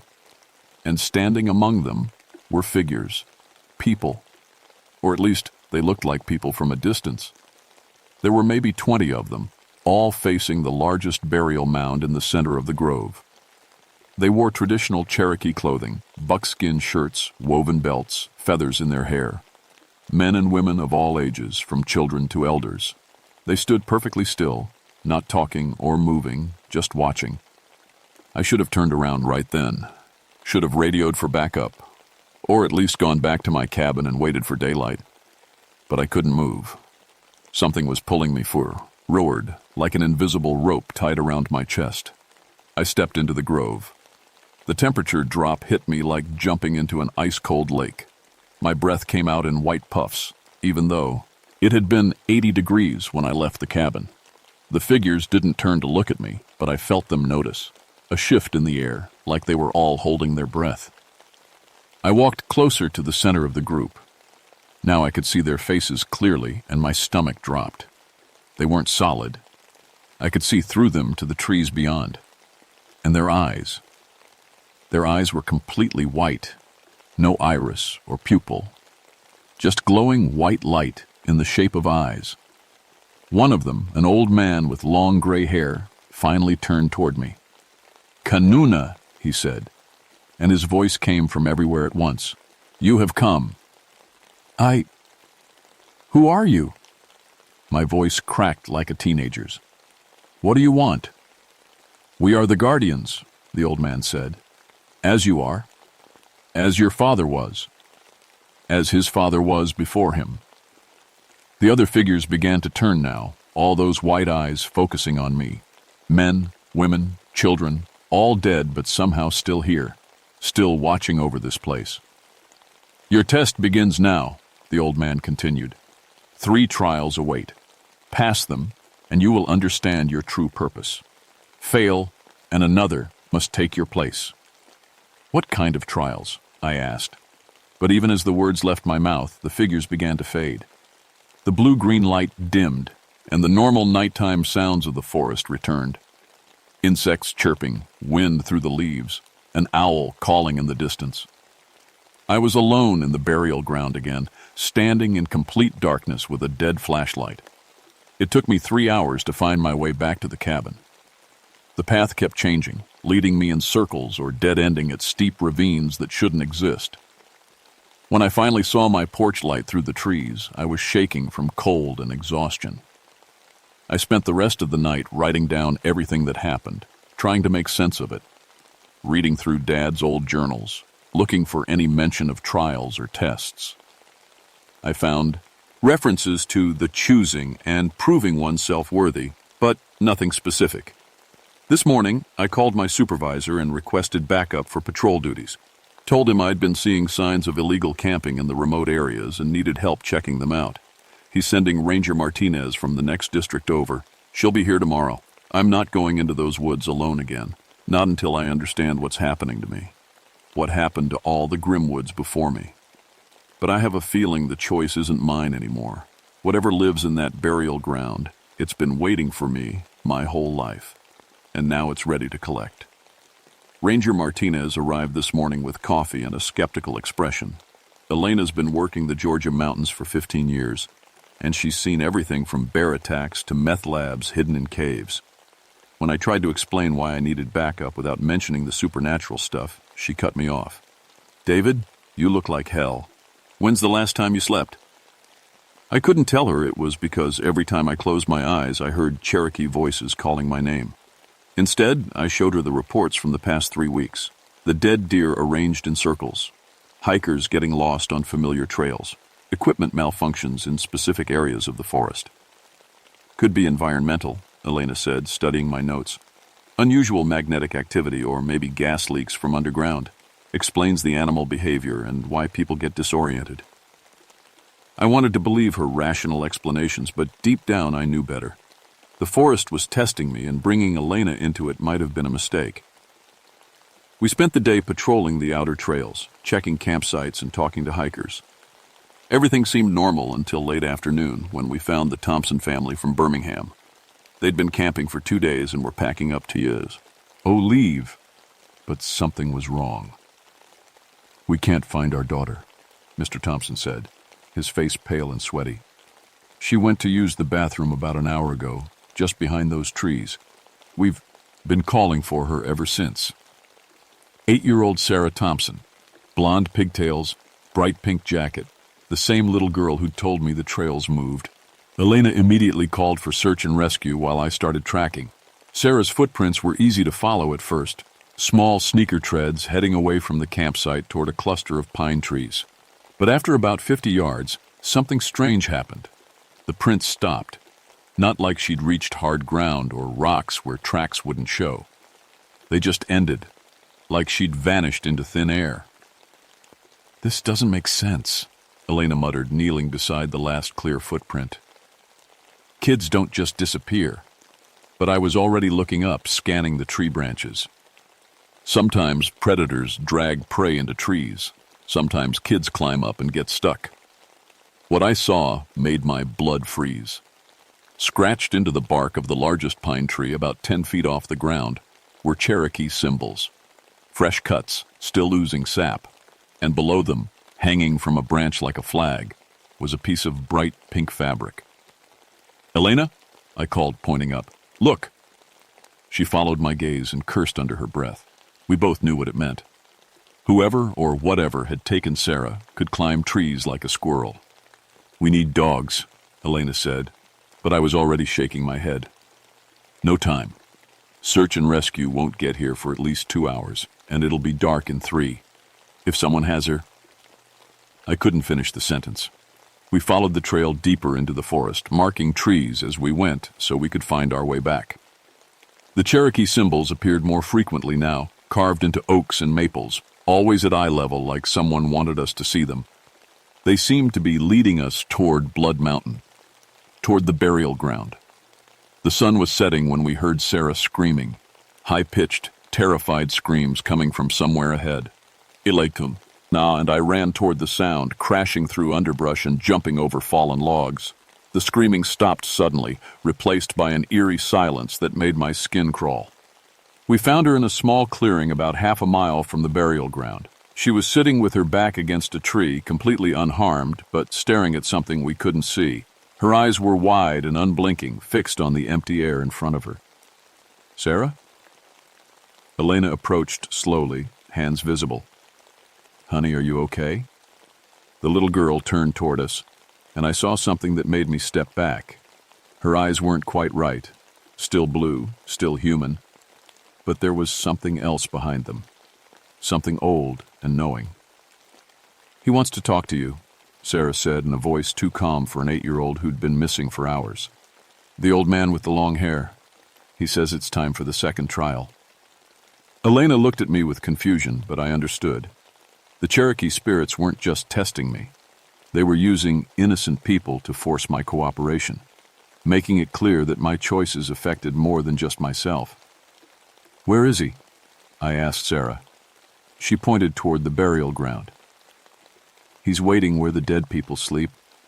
He says you know the place. Elena grabbed my arm. David, what is she talking about? What dead people? Before I could answer, Sarah stood up and walked past us, heading back toward her family's campsite like nothing had happened. Her movements were normal, childlike again. Whatever had been speaking through her was gone. We should follow her, Elena said. But I was looking at the trees around the clearing. More Cherokee symbols carved fresh into the bark. But these were different from the others. Sharper, more aggressive. And underneath each one, hanging from thin branches, were small bones. Bird bones, I hoped, arranged in patterns that hurt to look at directly. Elkan. Anna, I said quietly. I need to tell you something about this place, about my family. She listened while I explained everything. The curse, the guardians, the voices in the night.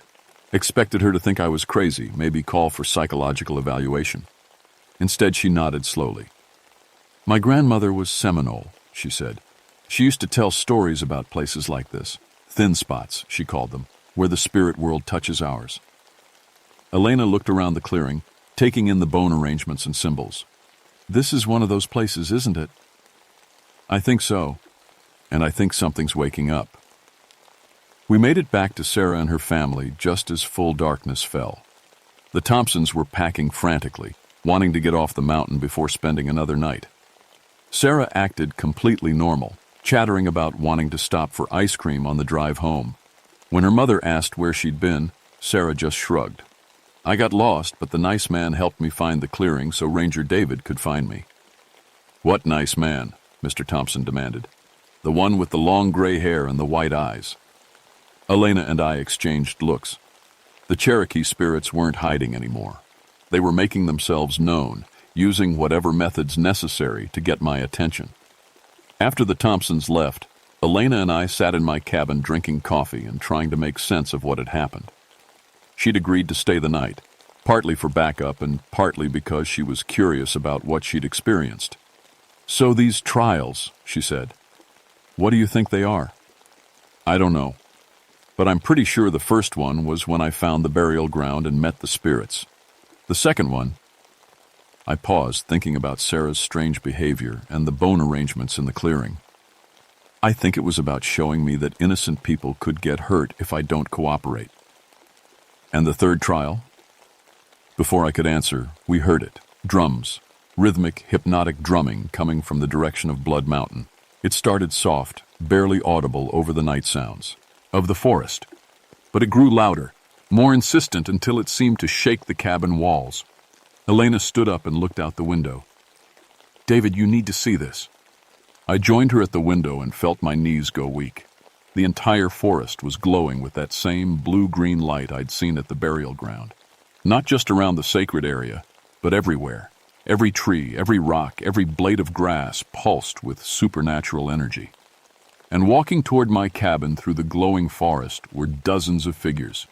Men, women, children, all wearing traditional Cherokee clothing, all with those terrible white eyes. "The third trial begins now," one of them called out, her voice carrying clearly across the distance. "Come, Kanuna, it is time to choose." The drums grew louder as the Cherokee spirits surrounded my cabin.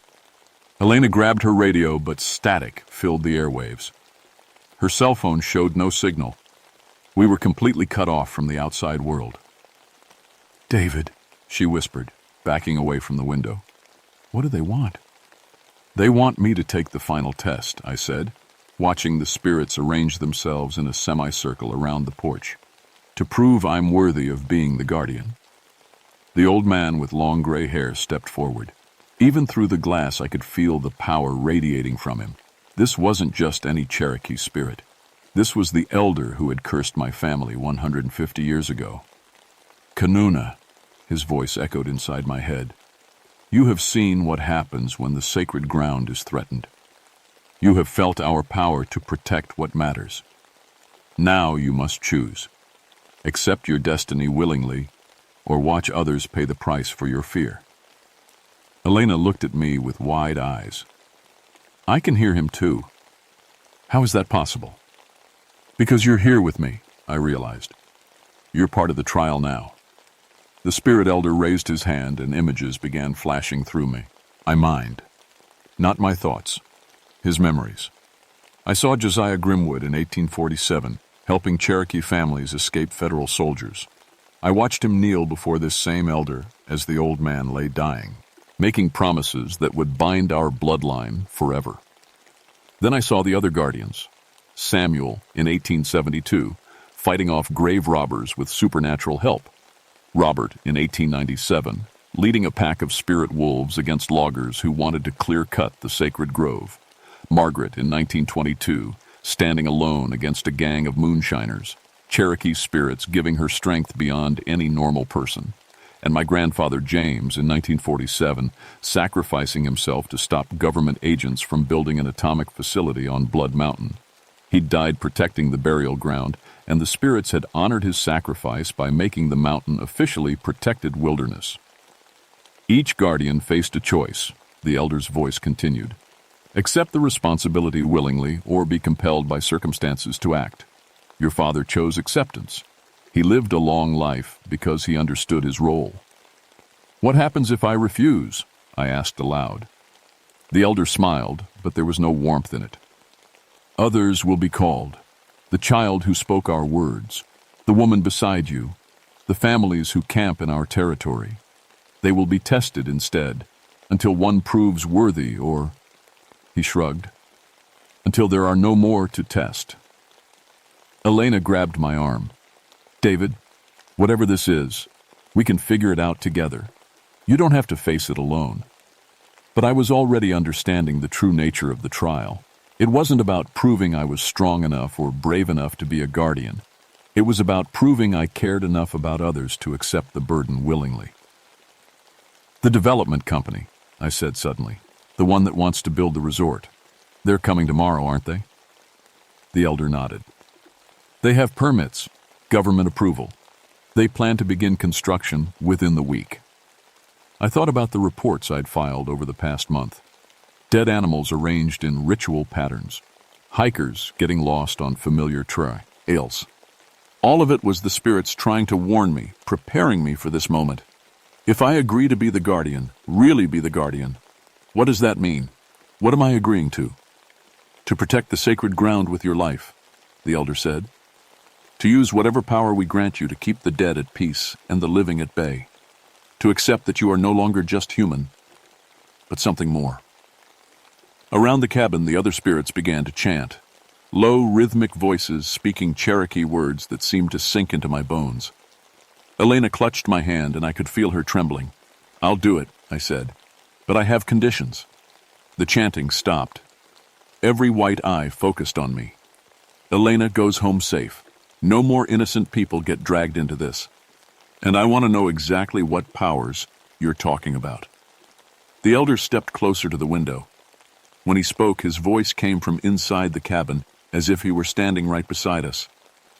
You will be able to speak with all the spirits of this place, to command the animals of the forest, to walk between the world of the living and the world of the dead, to shape the paths and trails so that those who mean harm lose their way. And when your time comes to pass the guardianship to the next generation, you will join us in eternal watch. It sounded like a prison sentence. But then I thought about Sarah Thompson, lost in the woods and used as a messenger. About all the families who came here to enjoy nature, trusting that places like this would be protected. The development company, I said. How do I stop them legally?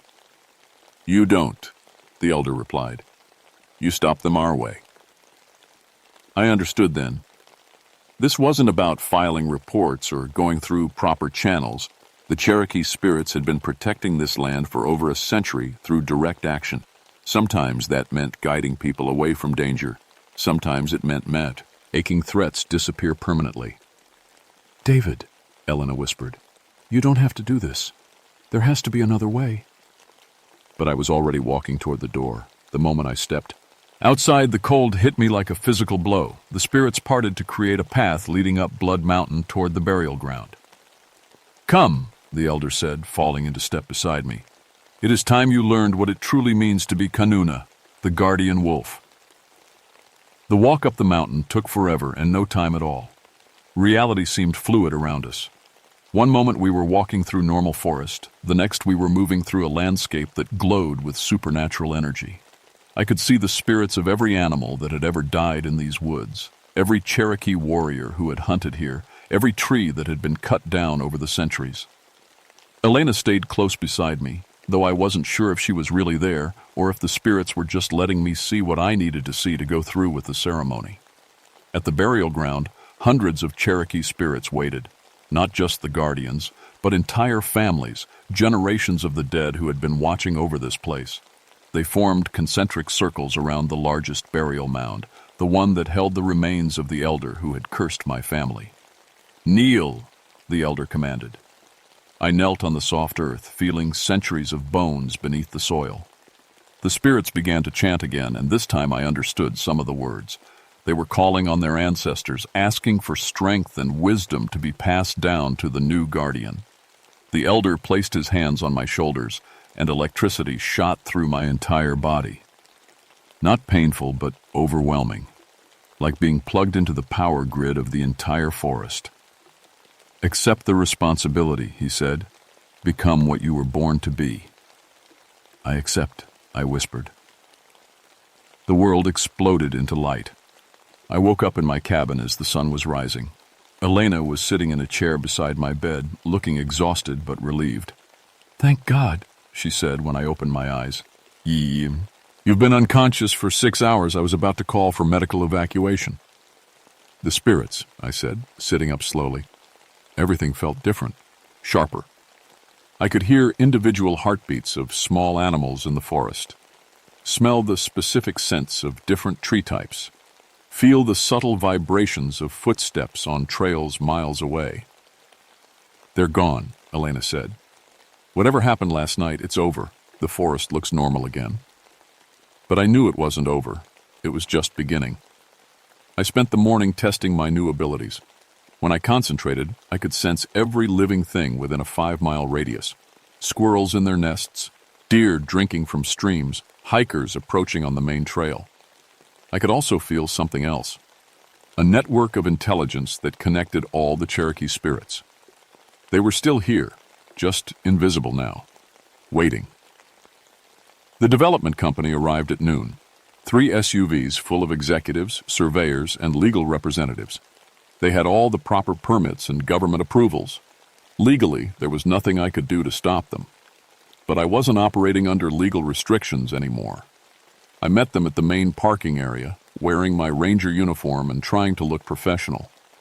The lead executive, a woman named Patricia Hawkins, handed me a folder full of documents.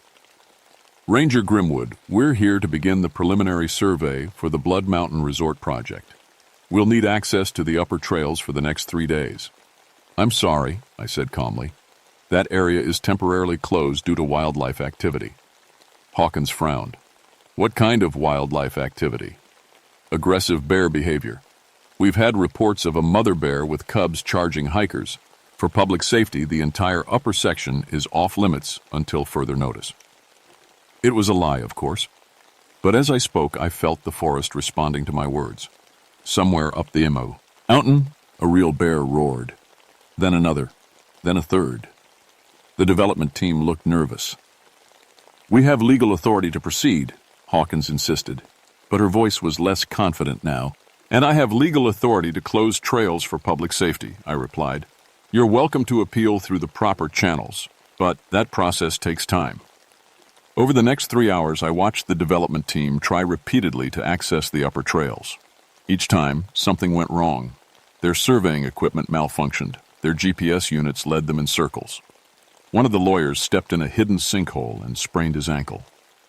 Every time they tried to go up Blood Mountain, the forest itself seemed to resist. By late afternoon, they gave up. As their convoy drove away, Hawkins leaned out her window and looked directly at me. "This isn't over, Ranger Grimwood."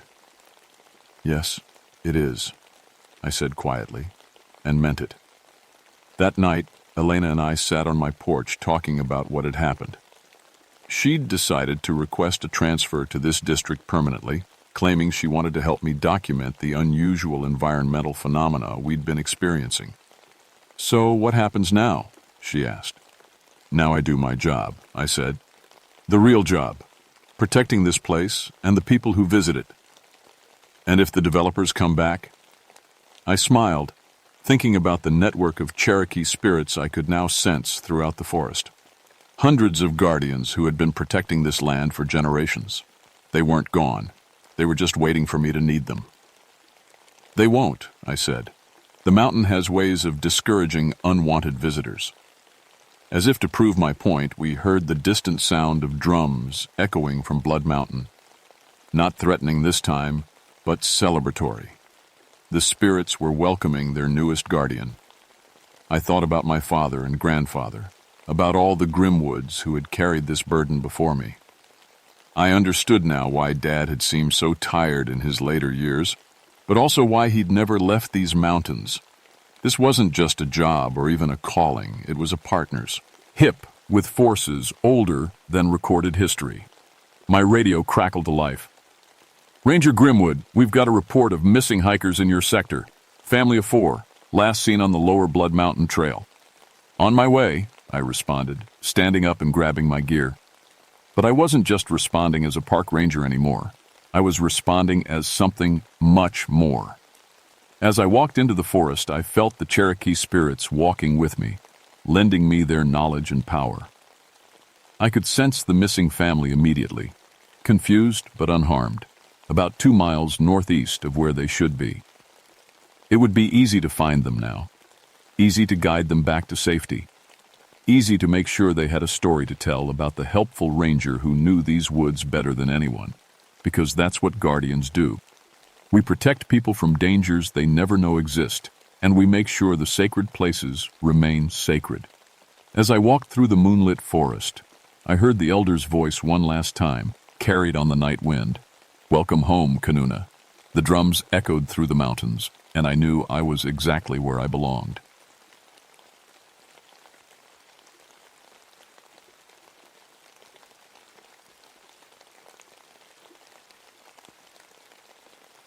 My name is Sarah Battleborn, and I've seen things that would make most people run screaming into the night. But I'm not most people. I'm a 44-year-old former Army colonel with 22 years of combat under my belt, including 2 tours in Vietnam. These days, I work as a park ranger in the Cherokee National Forest, Tennessee, specifically in the Joyce Kilmer Memorial section. People always ask why I left the military for this quiet job.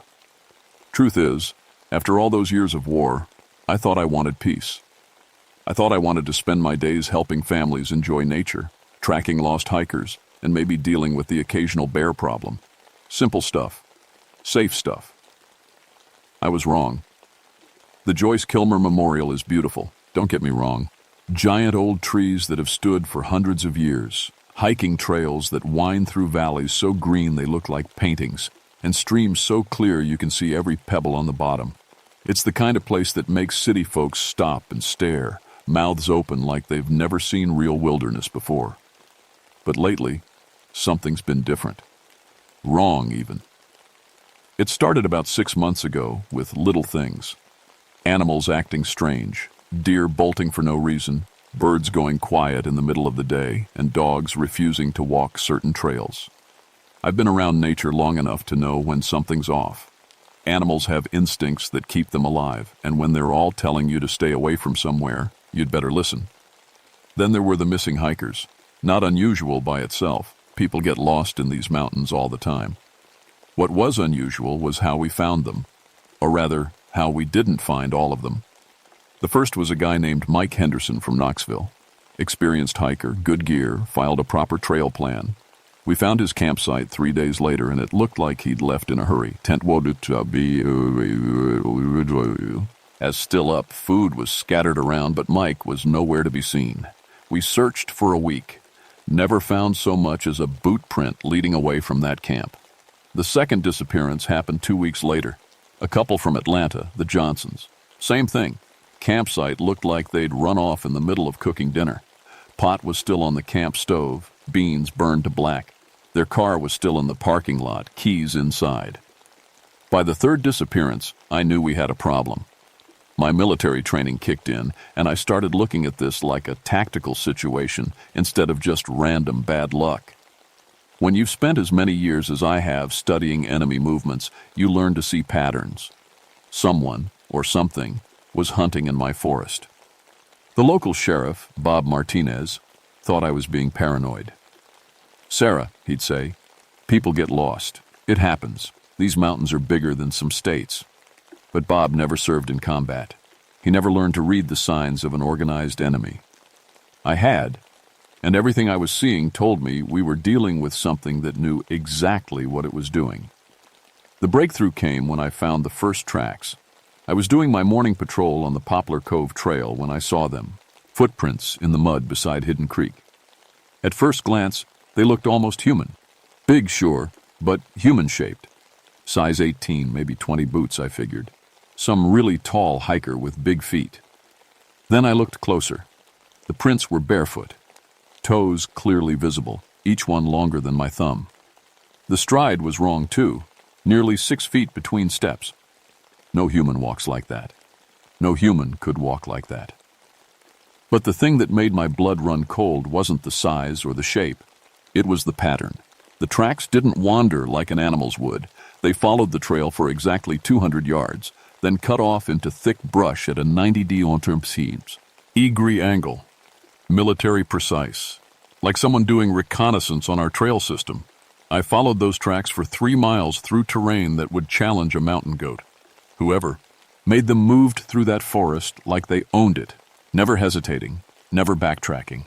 They knew exactly where they were going. The tracks led to a clearing I'd never seen before, even though I'd been patrolling these mountains for 2 years. It was perfectly circular, about 50 feet across, with the grass worn down like something heavy had been meeting there regularly.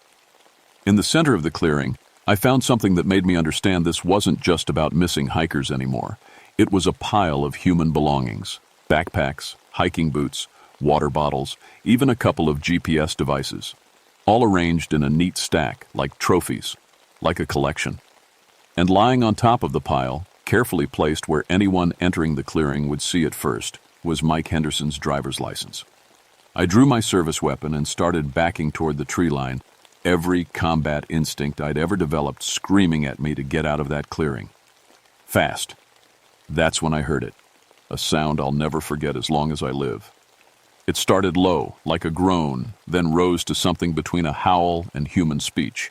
It was coming from at least 3 different directions, which meant there were at least 3 of them, and they were coordinating. I ran. I made it back to my truck in record time, but I couldn't shake the feeling that I was being watched the whole way. Every shadow seemed to move. Every branch that creaked in the wind sounded like footsteps. By the time I reached the parking area, my shirt was soaked with sweat, despite the cool mountain air. I tried to convince myself it was just adrenaline, just an overactive imagination from too many years in combat zones. But deep down, I knew better. Something was out there, and it was intelligent enough to collect trophies and coordinate attacks. The next morning I called in sick and drove to Knoxville to see my old friend, Tommy Chen. Tommy had served with me in Vietnam as a communications specialist, and now he ran a military surplus store. More importantly, he still had contacts in intelligence. "Sarah," Tommy said after I finished telling him about the clearing, "you know how crazy this sounds, right?" "Crazy like enemy sappers digging tunnels under our fire base was crazy," I replied. "Crazy like VC coordinating attacks with bird calls was crazy?" Tommy was quiet for a long moment. He'd been there for both of those things. Finally, he nodded. "What do you need?" "Information. Have you heard anything from other parks, other states? Missing persons? Strange animal attacks? Anything that might fit the pattern?" Tommy disappeared into his back office and came out 20 minutes later with a thick folder. "This is off the books," he said. "Some of my old buddies in different agencies have been talking, quietly." The folder contained incident reports from 6 different states, all in heavily forested areas. Missing hikers, unexplained animal behavior, and in 3 cases, unidentified footprints. The pattern went back almost 5 years, but the frequency was increasing. What used to be 1 or 2 incidents a year was now happening monthly. "There's something else," Tommy said. "Remember Jim Walsh from our old unit?" I nodded. Jim had been our best tracker, could follow a trail through rice paddies in the middle of monsoon season. Jim's been working as a hunting guide up in Montana. He called me last month, said he'd been tracking something that didn't make sense, something big, smart, and organized. He was planning to investigate further. Jim disappeared 3 weeks ago. Local sheriff found his truck, but no sign of Jim. I felt cold spread through my chest. Jim Walsh didn't just disappear. If something had taken Jim, it was dangerous enough to handle a combat veteran with 40 years of wilderness experience. I spent the rest of the day reading through the files. By evening, I had a theory I didn't want to believe. Someone was coordinating these disappearances across multiple states. The attacks were too similar, too well planned to be random, and whatever was doing it was getting bolder, taking more people, leaving fewer traces. I drove back to Cherokee National Forest just as the sun was setting. I needed to see that clearing again, needed to confirm what I'd found wasn't just fear playing tricks on my memory. The clearing was exactly as I'd left it, except for one thing. The pile of trophies was bigger. On top of the stack, arranged just like Mike Henderson's license had been, was Jim Walsh's dog tag. I was studying the new additions when I heard movement in the trees around the clearing, not random forest sounds, deliberate footsteps, moving in a coordinated pattern. They were surrounding me. I drew my sidearm and tried to count the sounds, at least 5 different positions, maybe more. They were taking their time, moving slowly, like they had all day. Like they were confident I wasn't going anywhere. The first one I saw clearly nearly made me drop my weapon. It stepped out from behind a massive oak tree about 30 feet away, and for a moment my brain couldn't process what I was looking at. It stood at least 8 feet tall, covered in dark brown hair, with arms that reached almost to its knees. The face was almost human, but wrong in ways that made my skin crawl. But it wasn't the size or the appearance that terrified me most. It was the intelligence in its eyes. This thing was studying me the same way I'd studied enemy positions in Vietnam, calculating distance, angles, escape routes. It raised one massive arm and pointed directly at me, then made a series of grunts and clicks that sounded almost like speech. Immediately, I heard answering calls from the other positions around the clearing. They were communicating, planning. The creature took a step forward, and I could see it was holding something in its other hand. Jim Walsh's hunting knife. "Stop right there," I shouted, aiming my pistol at its center mass. The thing tilted its head like it was curious about my weapon. Then it did something that chilled me to the bone. It smiled. Not a friendly smile. The kind of smile you see on the face of someone who knows they're about to win, who's been planning this moment for a long time. I fired 3 rounds center mass. All 3 hit. I could see the impact, see it stagger backward. But it didn't go down. It looked down at the bullet wounds, then back at me, and that smile got wider. The others started moving in from all sides.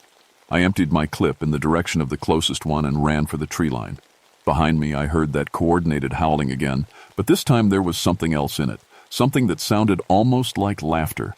I didn't stop running until I reached my truck, and I didn't stop driving until I was back in town with every light in my house turned on. But even then, I couldn't shake the feeling that they were still watching. I didn't sleep that night. Every sound outside my window, wind in the trees, a cat knocking over a garbage can, even the refrigerator cycling on, made me grab for my weapon. By morning, I'd consumed half a pot of coffee and made a decision that would probably get me fired. I was done playing defense. I called in another sick day and drove to the next county over to visit Marcus Rodriguez, another Vietnam buddy who'd gone into private security after the war. Marcus had connections to people who dealt in things that weren't exactly legal but were definitely effective. "You want enough firepower to stop a grizzly bear?" Marcus said after I explained what I needed. "Except you're not hunting bears." "I'm not hunting anything," I told him. "I'm preparing to defend myself against something that's been hunting me." Marcus didn't ask any more questions. Within 2 hours, I had a Remington 870 shotgun loaded with slugs, a .308 rifle with a night scope, and enough ammunition to hold off a small army. He also threw in some military-grade flares and a radio that could reach the state police if things went really bad. "Sarah," he said as I loaded everything into my truck, "whatever's out there, don't try to be a hero. You've got nothing left to prove to anyone." But he was wrong. I had everything to prove, especially to myself. I'd spent 22 years protecting people from enemies they couldn't even imagine. I wasn't about to stop now just because this enemy was different from anything I'd faced before. I spent the afternoon preparing like I was going on a combat mission.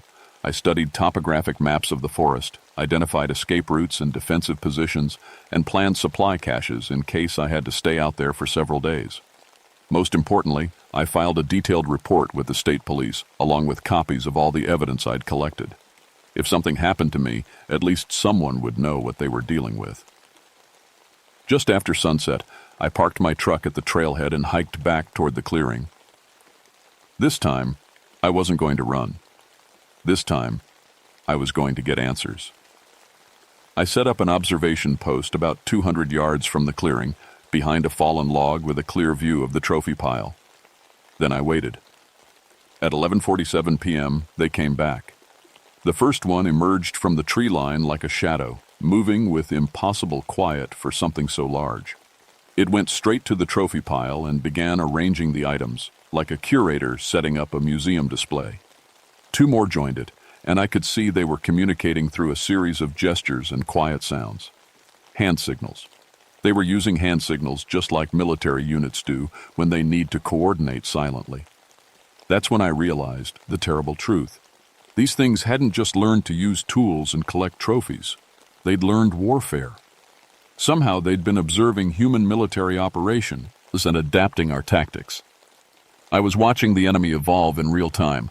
The largest of the 3, probably the leader, made a sweeping gesture toward the forest, and the other 2 disappeared in different directions. It was organizing patrols, setting up a perimeter. I started to back away from my position when something massive grabbed me from behind. A 4th creature had flanked me while I was watching the others. It lifted me off the ground with one arm while covering my mouth with a hand the size of a dinner plate. Up close, the smell was overwhelming, like wet fur mixed with something rotten. But what terrified me most was what happened next. Instead of killing me immediately, it carried me toward the clearing like I was a prize, like it wanted the others to see what it had caught. The leader looked up as we approached and made a sound that was definitely not random animal noise. It was a word, rough and distorted by vocal cords that weren't designed for human speech, but unmistakably a word. Colonel. It knew my rank. Somehow, these things had learned enough about human military structure to identify officers. They weren't just hunting randomly, they were targeting leadership. The creature holding me set me down, but kept one massive hand on my shoulder.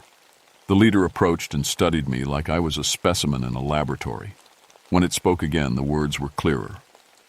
"Sarah, Battleborn. They knew my name. The leader gestured to the trophy pile, and I could see it wasn't just random belongings anymore.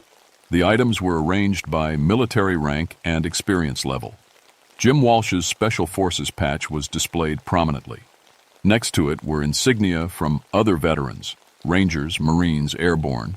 They were specifically hunting soldiers. "Why?" I managed to ask. The leader tilted its head and made a sound that might have been laughter.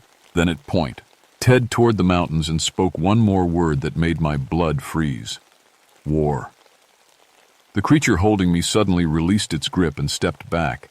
I thought for a moment they might let me go, but then I heard why they'd backed off.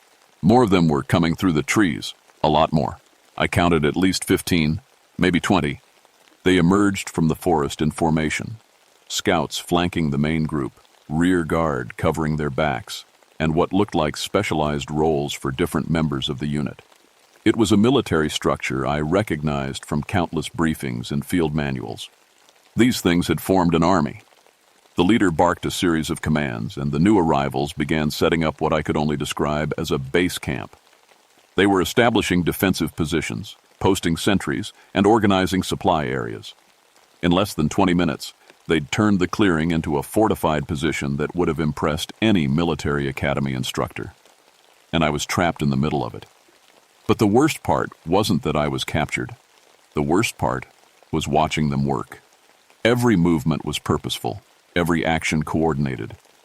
They'd been studying human warfare for years, probably decades, and they'd learned it well. Whatever these creatures were, wherever they'd come from, they'd decided that humanity was the enemy, and they were preparing to fight a war we didn't even know had begun. They kept me alive for 3 days, not out of mercy. I figured that out pretty quickly. They kept me alive because they were interrogating me.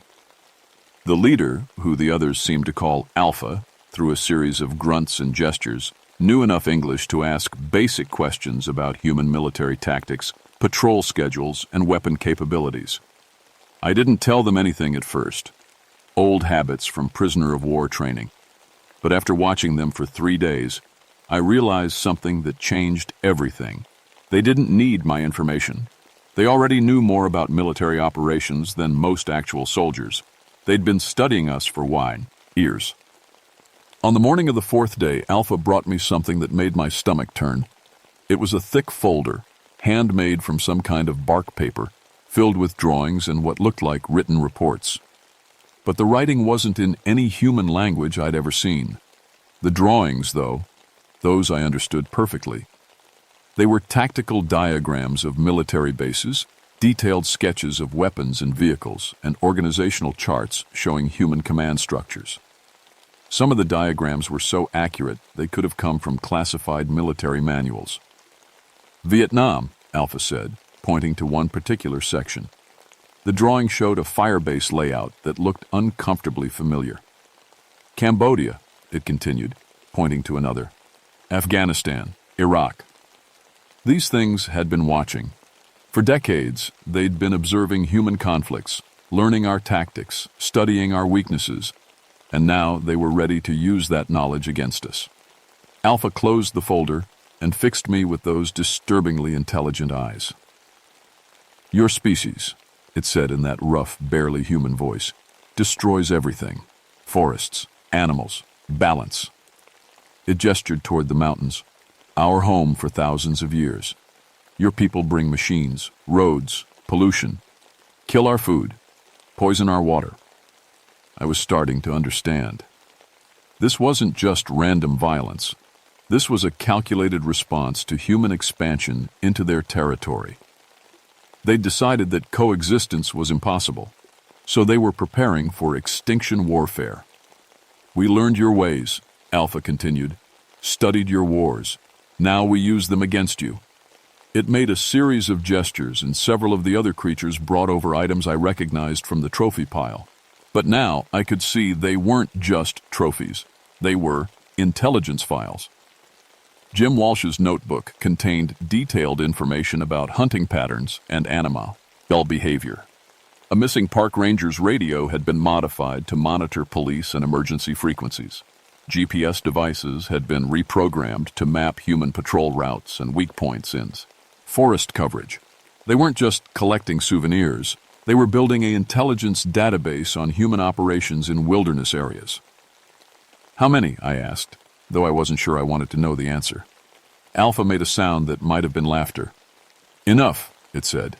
Then it gestured toward the forest with one massive arm. Every mountain, every forest, every place your people have not yet destroyed. The implication was clear. This wasn't just one group of creatures in one national forest. This was a coordinated effort across the entire continent, maybe the entire world. Everywhere humans had pushed into wilderness areas, these things had been watching, learning, and preparing. And now they were ready to push back. Alpha stood and made a series of gestures to the others. I didn't need to understand their language to know what was happening. They were done with me. I'd served my purpose as a source of information and a test subject for their interrogation techniques, but they'd made one mistake. In all their studying of human military tactics, they'd missed something crucial about soldiers like me. We don't give up, ever. During the 3 days of captivity, I'd been working on loosening the ropes they'd tied around my wrists. The knots were good, but they weren't perfect. More importantly, they'd underestimated human flexibility and determination. When Alpha turned its back to address the others, I slipped my hands free. I had maybe 30 seconds before they noticed. 30 seconds to grab something useful and get out of their camp. The rifle Marcus had given me was 20 feet away, leaning against a tree where they'd put it after capturing me. I made it 15 feet before the closest sentry spotted me. What followed was the most intense 30 minutes of my life, and that's saying something for someone who'd survived multiple firefights in Vietnam. This easy creatures might have learned human tactics, but they'd also kept their natural advantages: speed, strength, and knowledge of the terrain that was beyond anything human. I reached the rifle and got off 6 shots before they flanked my position and forced me to move. The .308 rounds did damage. I saw at least 2 of them go down, but not enough to stop the others from pursuing me through the forest. For the next half hour, I used every escape and evasion technique I'd ever learned, plus a few I improvised on the spot. They were faster and stronger, but I was smaller and more experienced at moving quietly through hostile territory. The chase ended at a cliff overlooking Hidden Creek, about 2 miles from their camp. I was out of ammunition, out of options, and facing at least 8 of them in a semicircle that left me nowhere to go but over the edge. Alpha stepped forward, and for the first time since I'd met it, the creature looked angry. Really angry. "You killed our scouts," it said. "Young ones, learning your ways so they could protect their families." I realized then that this wasn't just about territorial disputes or environmental destruction. These things had families, communities, maybe even civilization of their own. And from their perspective, humans weren't just invaders. We were existential threats to their entire species. "I'm sorry," I said, and I meant it. "But you're killing innocent people." Alpha's expression didn't change. "No innocence," it replied. "Your people destroy everything they touch. We protect what remains."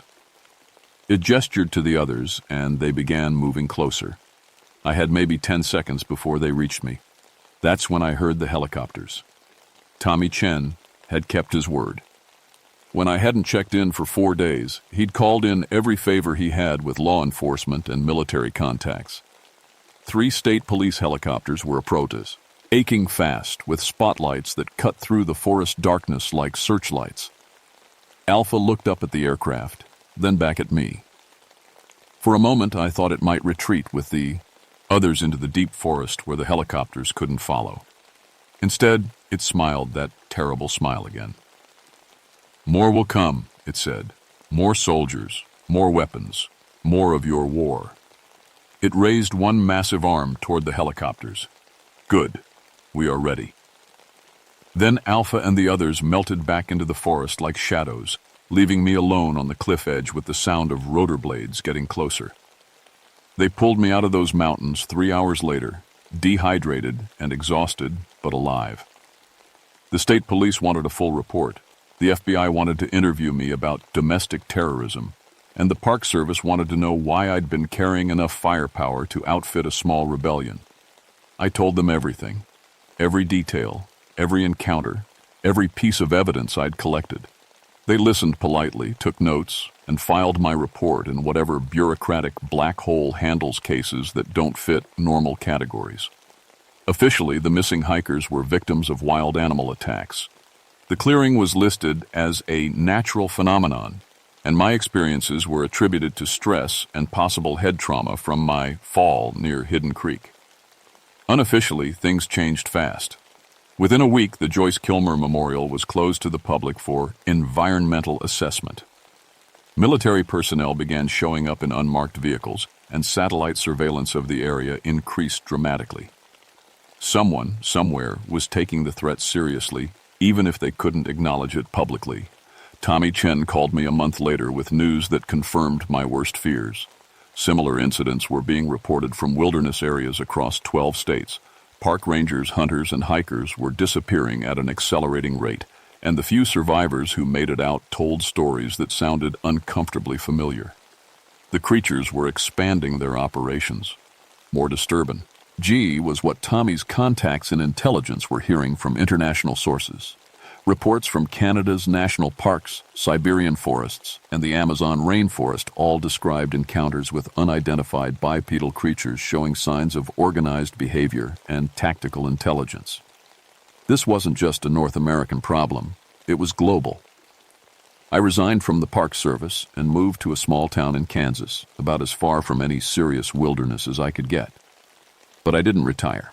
Instead, I started reaching out to other veterans, other people who'd had encounters with these things, other individuals who understood that humanity was facing a new kind of war. We call ourselves the Watchers now. Nothing official, nothing that shows up on government records. Just a loose network of people who monitor wilderness areas and try to document what's really happening out there. The picture we've pieced together is terrifying. The creatures, we've started calling them evolutionaries because of their ability to adapt and learn, have been observing human civilization for at least 50 years. They've studied our technology, our military tactics, our social structures, and our weaknesses. Now they're using that knowledge against us in a systematic campaign to reclaim wilderness areas from human control. They don't want coexistence. They want us gone. The government knows. Classified reports from multiple agencies confirm that these encounters are real and increasing in frequency.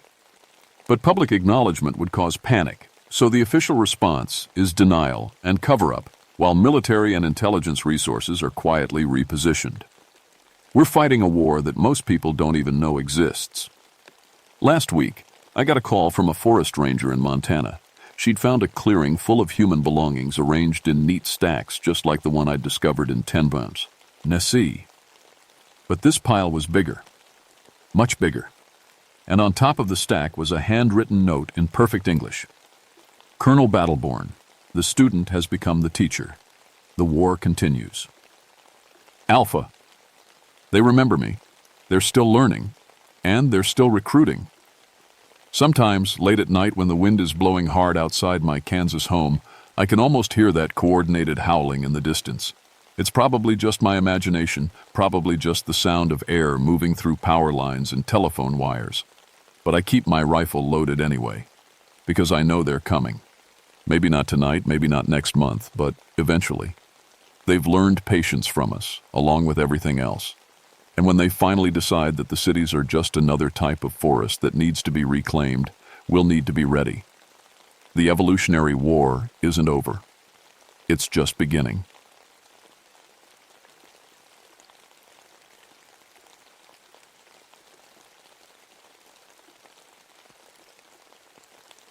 My name is Eleanor Nightingale, and I need to tell someone what really happened at Alpha 7 before they come for me too.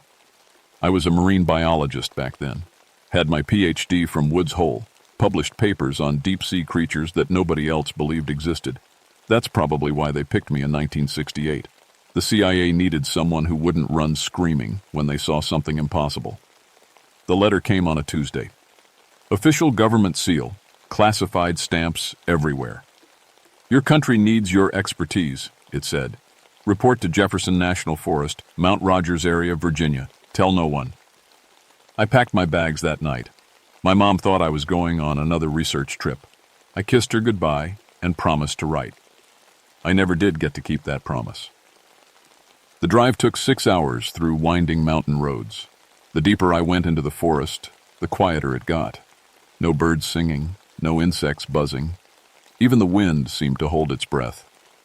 My radio lost signal around mile marker 47, leaving me alone with just the sound of my engine and the crunch of gravel under my tires.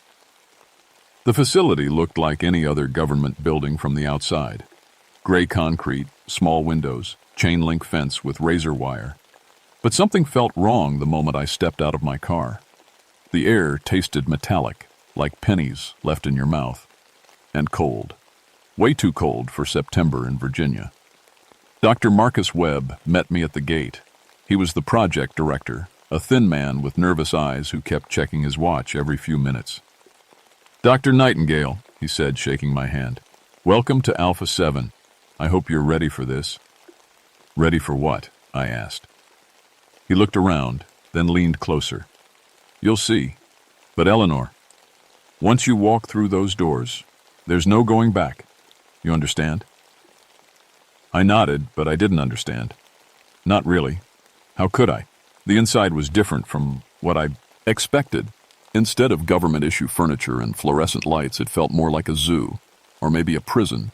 Long hallways with thick steel doors. Each door had a number and a small window with metal shutters. The smell hit me right away. Animal musk, mixed with cleaning chemicals, and something else I couldn't name. "We have 12 researchers here," Webb explained as we walked. "You make 13. Biologists, psychologists, veterinarians, the best in their fields, and all sworn to complete secrecy." "What exactly are we studying?" I asked. Webb stopped in front of a heavy door marked Specimen A. He looked through the window, then stepped back. "See for yourself." I pressed my face to the glass and looked in. At first I thought it was a man, tall, maybe 6 feet, sitting cross-legged on the floor of what looked like a large cell. Then he looked up at me. The eyes were wrong. Too big, too knowing. The face was covered in dark hair, and the hands. The hands had fingers too long for any human. It tilted its head and made a sound, not quite human, not quite animal. A questioning sound, like it was asking who I was. "Dear God," I whispered. "That's a young Sasquatch," Webb said quietly. "We caught him 3 months ago. He's incredibly smart. Watch this." Webb tapped on the glass. The creature stood up, and up, and up, until it towered over us even through the thick window. It walked to a table in the corner and picked up colored blocks. Then, piece by piece, it arranged them into patterns, complex patterns that hurt to look at. "He does that for hours," Webb said. "We don't know what it means, but it's definitely some kind of communication." My hands were shaking. Everything I thought I knew about the world had just crumbled. "How many specimens do you have?" 3 primary subjects, plus some smaller ones. Come on, I'll show you the rest." As we walk deeper into the facility, I noticed the other researchers. They all had the same look in their eyes, excited but scared, like children who'd found something wonderful and terrible at the same time. Some of them had been there for months, Webb told me. Others for over a year. "The funding comes from Project Blue Book," he explained. "But this goes way beyond UFOs. The military wants to know if we can use these creatures, train them, control them." "Control them?" I stopped walking. "These are living beings." "Yes," Webb said, "and possibly the future of warfare. Imagine soldiers who can't be killed by conventional weapons, who can track enemies through any terrain, who strike fear into the hearts of anyone who sees them." That night, alone in my small room, I stared at the ceiling and wondered what I'd gotten myself into. Through the thin walls, I could hear sounds, scratching, low growls, and sometimes, late at night, something that sounded almost like crying. I should have left then, should have packed my bags and driven away as fast as I could. But I was a scientist. I wanted to understand, and that curiosity, that need to know the truth, would end up costing more lives than I can count. My first week at Alpha 7, I learned the daily routine.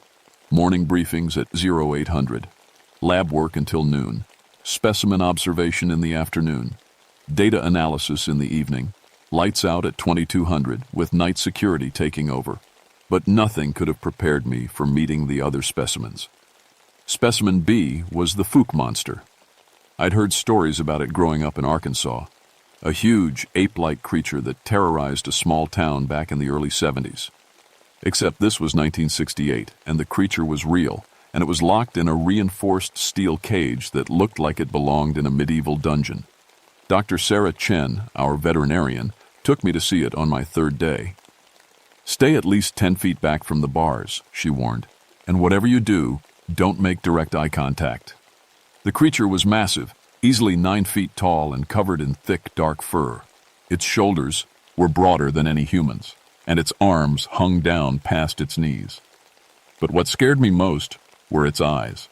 They held intelligence, yes, but also a rage so pure and focused that it made my stomach turn. "How did you catch it?" I asked. "Tranquilizer darts. Took 17 of them to bring it down. It killed 3 members of the capture team before we got it subdued." Sarah's voice was matter-of-fact, but her hands shook as she made notes on her clipboard. "It eats 40 pounds of raw meat every day, preferably fresh." As if it heard us talking, the creature turned its massive head toward us. Its lips pulled back, showing teeth the size of railroad spikes. It made a sound, part roar, part scream, that echoed through the entire facility. Other sounds answered from different parts of the building. The specimens were talking to each other. "Does that happen often?" I asked. "Every night," Sarah said. "Around 3 a.m. They all start calling to each other. The guards call it the hour of howling." The most disturbing specimen was C, the dogman. Dr. James Park, our psychologist, introduced me to it on Friday of my first week. We stood in an observation room looking down into what looked like a den. Hay covered the floor, and bones were scattered everywhere. "Where is it?" I asked. "Right there." James pointed to what I thought was just a pile of hay in the corner. As I watched, the hay moved. What I'd taken for debris was actually a creature, perfectly camouflaged. It stood up slowly, and I gasped. From the waist up, it looked almost human. Pale skin, lean muscles, a face that could pass for a man's in dim light. But the legs were wrong. Bent backwards like a dog's, covered in coarse fur, ending in claws instead of feet. "The transformation is the most remarkable part," James said, making notes. "It can shift between forms. We've documented the entire process." "How long does it take?" "About 20 minutes for a complete change. The bone structure actually alters. We have X-rays showing the skeleton reshape itself." James's voice had the tone of someone describing a miracle, but his eyes looked haunted. The pain it must experience. It screams the entire time. "And you make it transform?" "For research purposes, yes. We need to understand the mechanism." I felt sick. "How do you make it change?" "Stress. Extreme stress triggers the transformation. We've found that certain stimuli are very effective." That night, I couldn't sleep. I kept thinking about the creatures locked in their cages. Were they afraid? Did they understand what was happening to them? The Sasquatch with its sad, knowing eyes. The Fook monster's pure rage. The dogman's agonized screams during transformation. At 3 a.m., the howling started. It began with Specimen A, a low, mournful call that seemed to shake the walls. Then B answered with a roar that made my teeth ache. Finally, C joined in with a sound I can't describe. Part human scream, part wolf howl, part something else entirely. For 30 minutes, they called to each other across the facility, and I swear I heard something else in those calls. Not just animal communication, language. They were talking, planning, sharing information. I got dressed and walked to the observation deck. Most of the other researchers were there too, all looking tired and scared. Through the windows, we could see into the specimen areas. The creatures weren't just making noise, they were pacing, moving in patterns, working together, even though they were separated by thick walls. "It's getting worse," Dr. Webb said quietly. "The calls are happening more often, and they're getting smarter." "Smarter how?" I asked. "Watch Specimen A tomorrow. It's learned to pick the locks on its cage. We have to replace them every day now." Dr. Lisa Park, who monitored Specimen C, spoke up. "The dogman stopped eating 3 days ago. We think it's going on a hunger strike." "And B broke its restraints yesterday," Sarah added. "Snapped steel cables like rubber bands. We had to add more reinforcement to its cage." Webb nodded grimly. "The military wants results faster. They're pressuring us to move to the next phase of research." "Which is?" "Breeding programs. They want to create human cryptid hybrids. Super soldiers that combine human intelligence with cryptid abilities." The room went quiet. Even in the darkness, I could see the horror on everyone's faces. "That's impossible," I said. "Maybe, but we've been ordered to try. Starting next week, we'll begin genetic modification experiments, and—" Webb hesitated. "We'll need volunteers for the human genetic material." Nobody spoke. Outside, the howling continued, and I realized that somewhere in those inhuman sounds was something that sounded almost like mourning, like the creatures knew what was coming. The experiment started on Monday morning. I wasn't allowed in the surgical suite, but I could hear everything from the observation room above. Dr. Patricia Ramos, our chief geneticist, worked with mechanical precision. The sounds that came from Specimen A during the tissue extraction will haunt me forever. Not just the screams, though those were bad enough, but the way they changed pitch, like the creature was trying to form words, trying to plead. "It's trying to talk," I said to Webb. "Impossible. These are animals." But I knew better. I'd been studying Specimen A for 2 weeks now. It had learned to use sign language, simple words at first: food, water, pain, then more complex ideas. Yesterday it had signed home and family over and over again. The tissue samples went to the genetics lab for analysis. Dr. Ramos worked around the clock, trying to find ways to splice human encrypted DNA. The military representatives visited twice a week, demanding progress reports. Meanwhile, the specimens were changing. Specimen B had stopped eating. It just sat in the corner of its cage, massive shoulders hunched, staring at the walls. But every few hours, it would stand up and test the bars of its prison. The steel was starting to bend. Specimen C was the worst. The transformation experiments had broken something inside it. It stayed in its human form now, curled up in the hay, rocking back and forth. Sometimes I caught it staring at its own hands like it didn't recognize them. And Specimen A was planning something. I first noticed it on Thursday. The creature had stopped doing its usual activities. No more colored block patterns, no more sign language practice. Instead, it spent all day sitting perfectly still, eyes closed, like it was meditating. But every few minutes, it would tap on the floor. Not randomly, in patterns. Morse code. I'd learned it in college for a marine biology research project. The Sasquatch was tapping out messages. The same message over and over: help coming soon. I should have reported it immediately, but something stopped me. Maybe it was the way Specimen A looked at me through the observation window, with hope in those two human eyes. Or maybe I was starting to understand that we weren't the scientists here. We were the monsters. On Friday night, everything went wrong at once. I was working late in the genetics lab when the alarms started. Red lights flashed and the automated voice echoed through the facility. Security breach in Specimen Area B. All personnel to evacuation stations. I ran to the observation deck and looked down into B's containment area. The massive cage was empty. Twisted steel bars lay scattered across the floor like broken toys. In the middle of the destruction sat Dr. Sarah Chen, our veterinarian. She wasn't moving. "Where is it?" someone screamed. The answer came from above. A roar shook the entire building, and pieces of ceiling tile rained down on us. Specimen B wasn't trying to escape. It was hunting. The lights went out. Emergency power kicked in, bathing everything in hellish red light. Through the facility, his intercom system, we heard sounds that shouldn't exist. Footsteps too heavy to be human, but too calculated to be animal. Doors slamming, metal scraping against concrete, and underneath it all a sound that made my blood freeze. Laughter. Low, rumbling, intelligent laughter. "It's in the ventilation system," Webb whispered. Bang. Something massive hit the observation deck door from outside. The reinforced steel buckled inward. Bang. A second hit, and I could see claws punching through the metal like it was paper. "The emergency exit," Lisa Park said. "We can get to the main lab, lock ourselves in." We ran. Behind us, the observation deck door exploded open and Specimen B poured through the gap. It had to duck to fit through doorways built for humans, but it moved with surprising grace. And speed. Dear God, the speed. I was the last one through the lab door.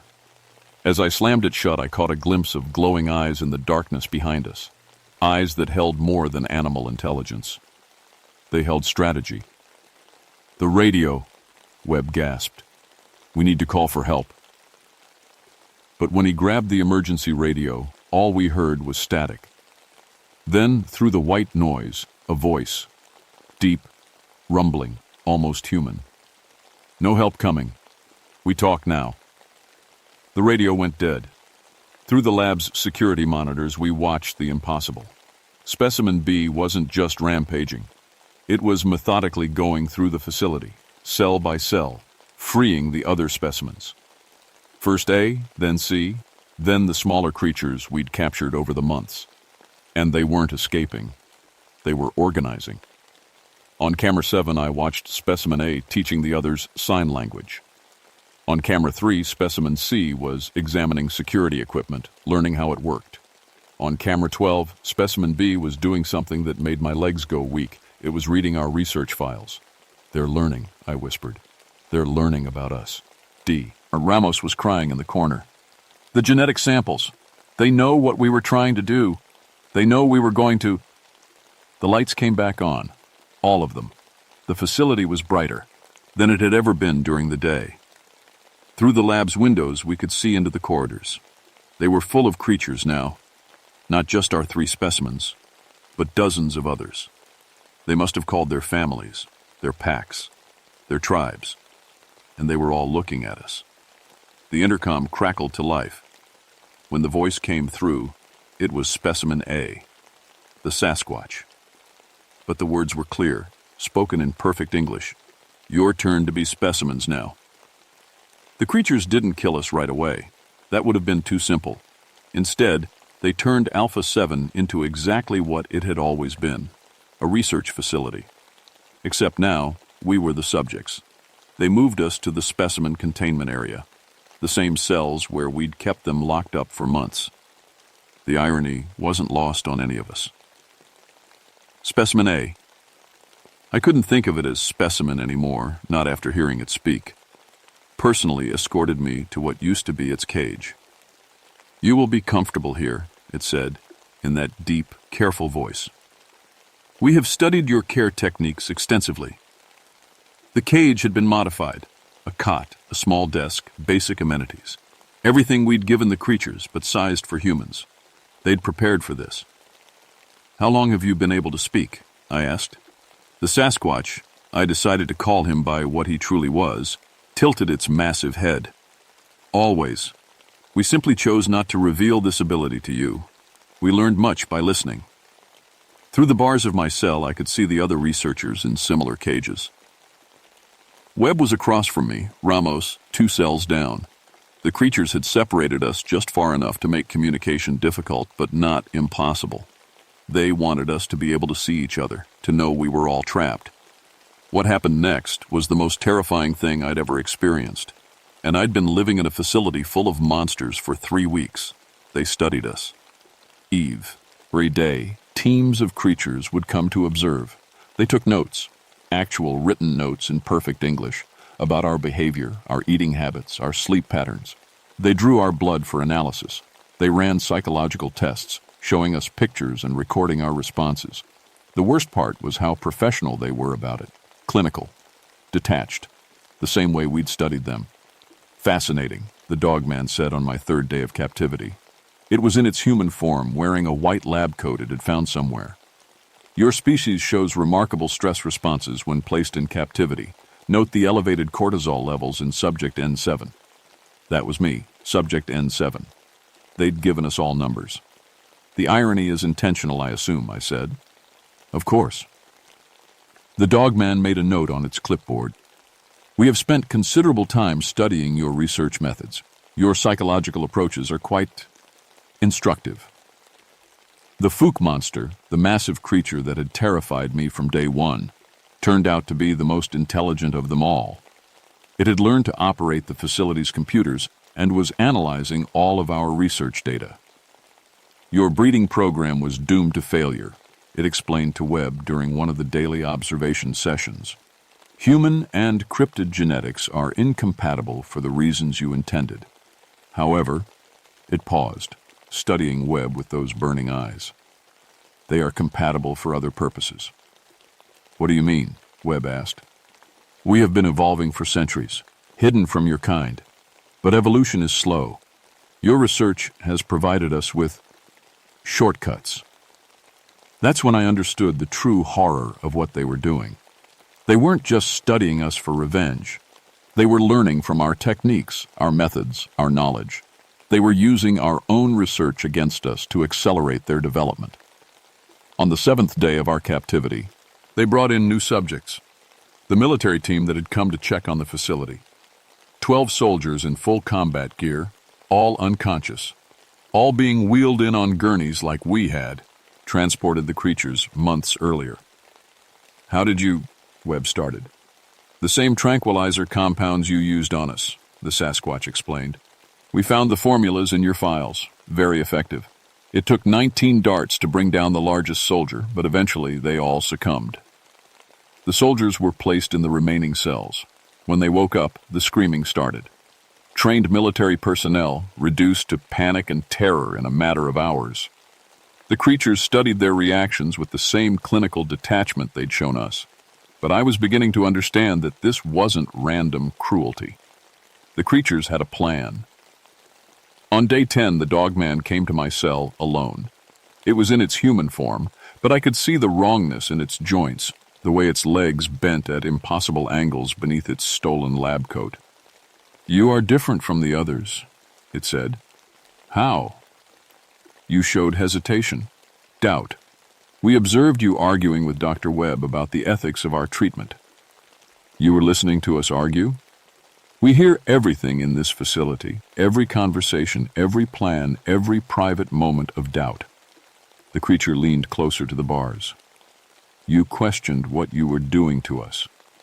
The others did not. What does that mean? It means you have a choice. The others will remain here as permanent subjects. But you can carry a message. My heart raced. What message? Your species believes it is the dominant form of life on this planet. This facility has taught us that you are capable of great cruelty in service of that belief. But also, the dogman paused. You are capable of conscience, of recognizing when you have done wrong. What are you saying? We are returning to the forests, the mountains, the hidden places where your kind cannot find us. But we take with us everything we have learned here, your technologies, your methods, your weaknesses. The creature's eyes glowed in the dim light. Evolution has been accelerated. We are no longer the simple creatures you captured. And the message? Tell your people, the age of human dominance is ending. We were here first, and we remember everything. But if your species learns to respect rather than dominate, perhaps coexistence is possible.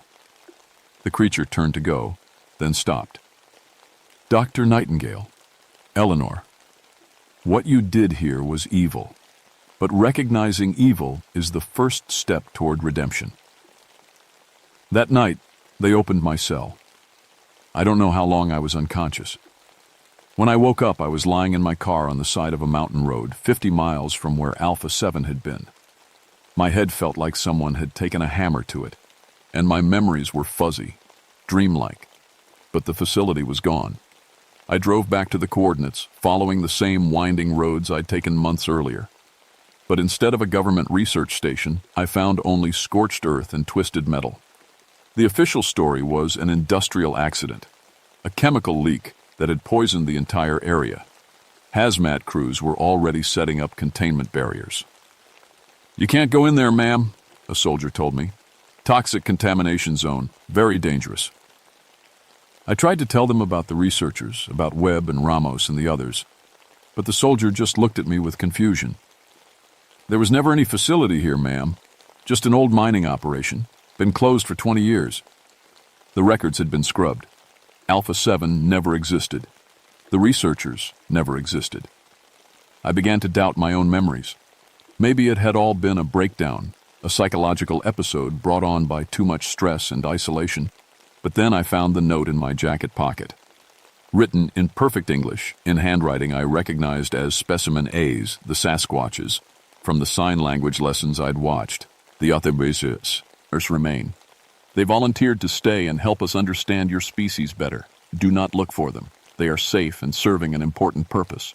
Remember what we discussed. Tell your people. The world is changing." Below that, a single line that made my blood freeze. "We know where you live, Eleanor. We know where all of you live." That was 47 years ago. I never returned to marine biology. Never married, never had children.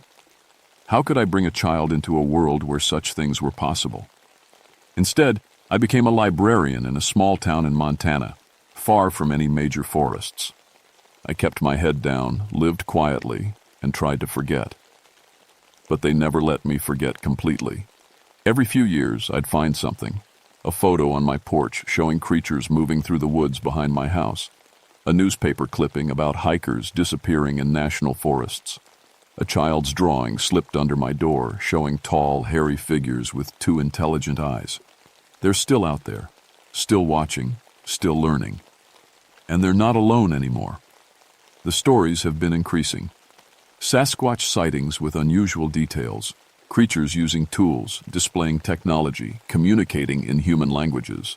Dogman encounters where the creatures seem to know personal details about their witnesses. Fook monster reports describing organized, tactical behavior. They took our research, our methods, our knowledge of human psychology and biology, and they've had 47 years to put it to use. Last week I found another note. Same handwriting, same careful English. "The experiment is complete. Phase 2 begins soon. Thank you for your contribution to science, Dr. Nightingale. Your species taught us much about the art of specimen collection." I'm telling this story now because I'm 84 years old, and I don't have much time left. Maybe no one will believe me. Maybe that's for the best. But if you're reading this, if you're a scientist or a researcher or just someone who thinks humans are the smartest things on this planet, remember what I learned at Fo 7. We were never the ones conducting the experiment. We were always the specimens. And somewhere in the deep forests, in facilities we'll never find, the real researchers are still taking notes.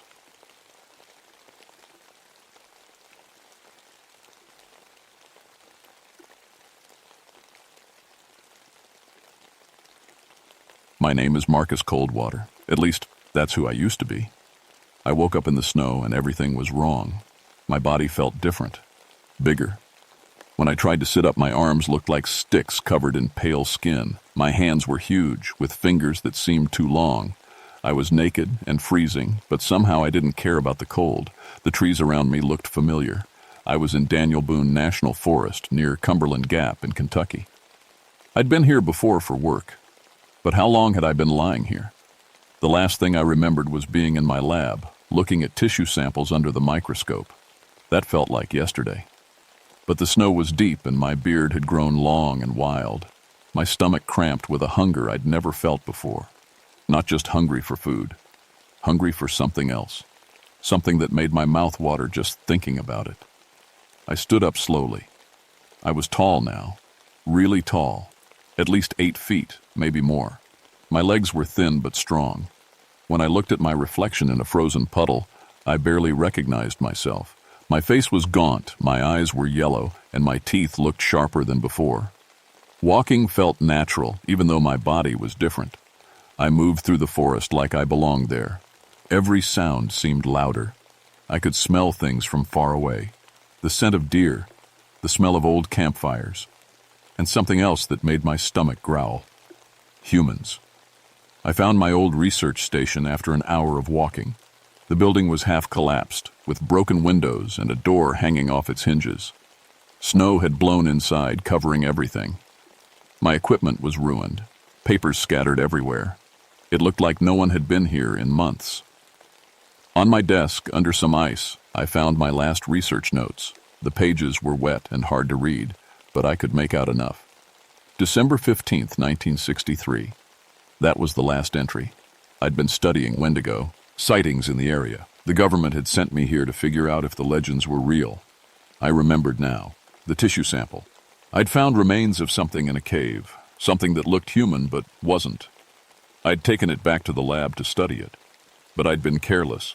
A small cut on my finger, a tiny drop of blood mixing with the sample. That was 6 months ago. The hunger hit me again, stronger this time. My hands shook. I could smell people somewhere in the distance. Park rangers, maybe, or hikers. The smell made me drool. I wiped my mouth with the back of my hand and found my saliva was thick and dark. I tried to remember my old life, my wife Sarah, my daughter Emma. They lived in Lexington. Did they think I was dead? Had they moved on? The thought of them made the human part of me feel sad. But another part of me, the part that was growing stronger, only cared about the hunt. I had to find food, real food, the kind that walked on 2 legs and screamed. The smell led me through the forest. 3 people, maybe 4. They were close. My feet moved quietly through the snow, even though I was so tall. It was like my body knew how to hunt without me teaching it. I found them at a maintenance shed near the park road. 2 men in green uniforms, park workers. They were fixing a broken fence, talking and laughing about something. Steam rose from their coffee cups. They looked warm and alive and perfect. I hid behind a tree and watched them. The human part of me wanted to call out for help, to tell them I was Dr. Marcus Coldwater, that I needed to get to a hospital. But when I opened my mouth, only a low growl came out. One of the men looked up. "You hear that?" "Probably just a bear," the other one said. "They're waking up early this year." I stepped closer. A branch cracked under my foot. Both men turned toward my hiding spot. I could smell their fear now. Sweet and sharp. "Hello?" one of them called. "Someone there?" I wanted to answer, but my throat felt wrong, like it wasn't made for human words anymore. I tried to say help me, but what came out sounded like a hiss mixed with a roar. The men dropped their tools and backed toward their truck. Smart, they should run. I didn't want to hurt them. The old Marcus didn't want to hurt anyone, but the hunger was getting stronger. I stepped out from behind the tree. Both men went pale. One of them started praying in Spanish. The other one fumbled for a radio on his belt. "This is Jimmy at the north gate," he said, his voice shaking. "We need help out here. There's something in the woods." I tried to wave my hands to show them I was friendly, but my movements were too quick, too sharp. To them, it probably looked like I was getting ready to attack. They ran. I followed without thinking. My legs carried me faster than any human could run. I caught up to them before they reached their truck. The hunger was screaming in my head now. My mouth was full of saliva that tasted like metal. The first man tripped and fell. I was on him before he could get up. The human part of me watched in horror as my hands grabbed him. The monster part of me felt only satisfaction. He screamed.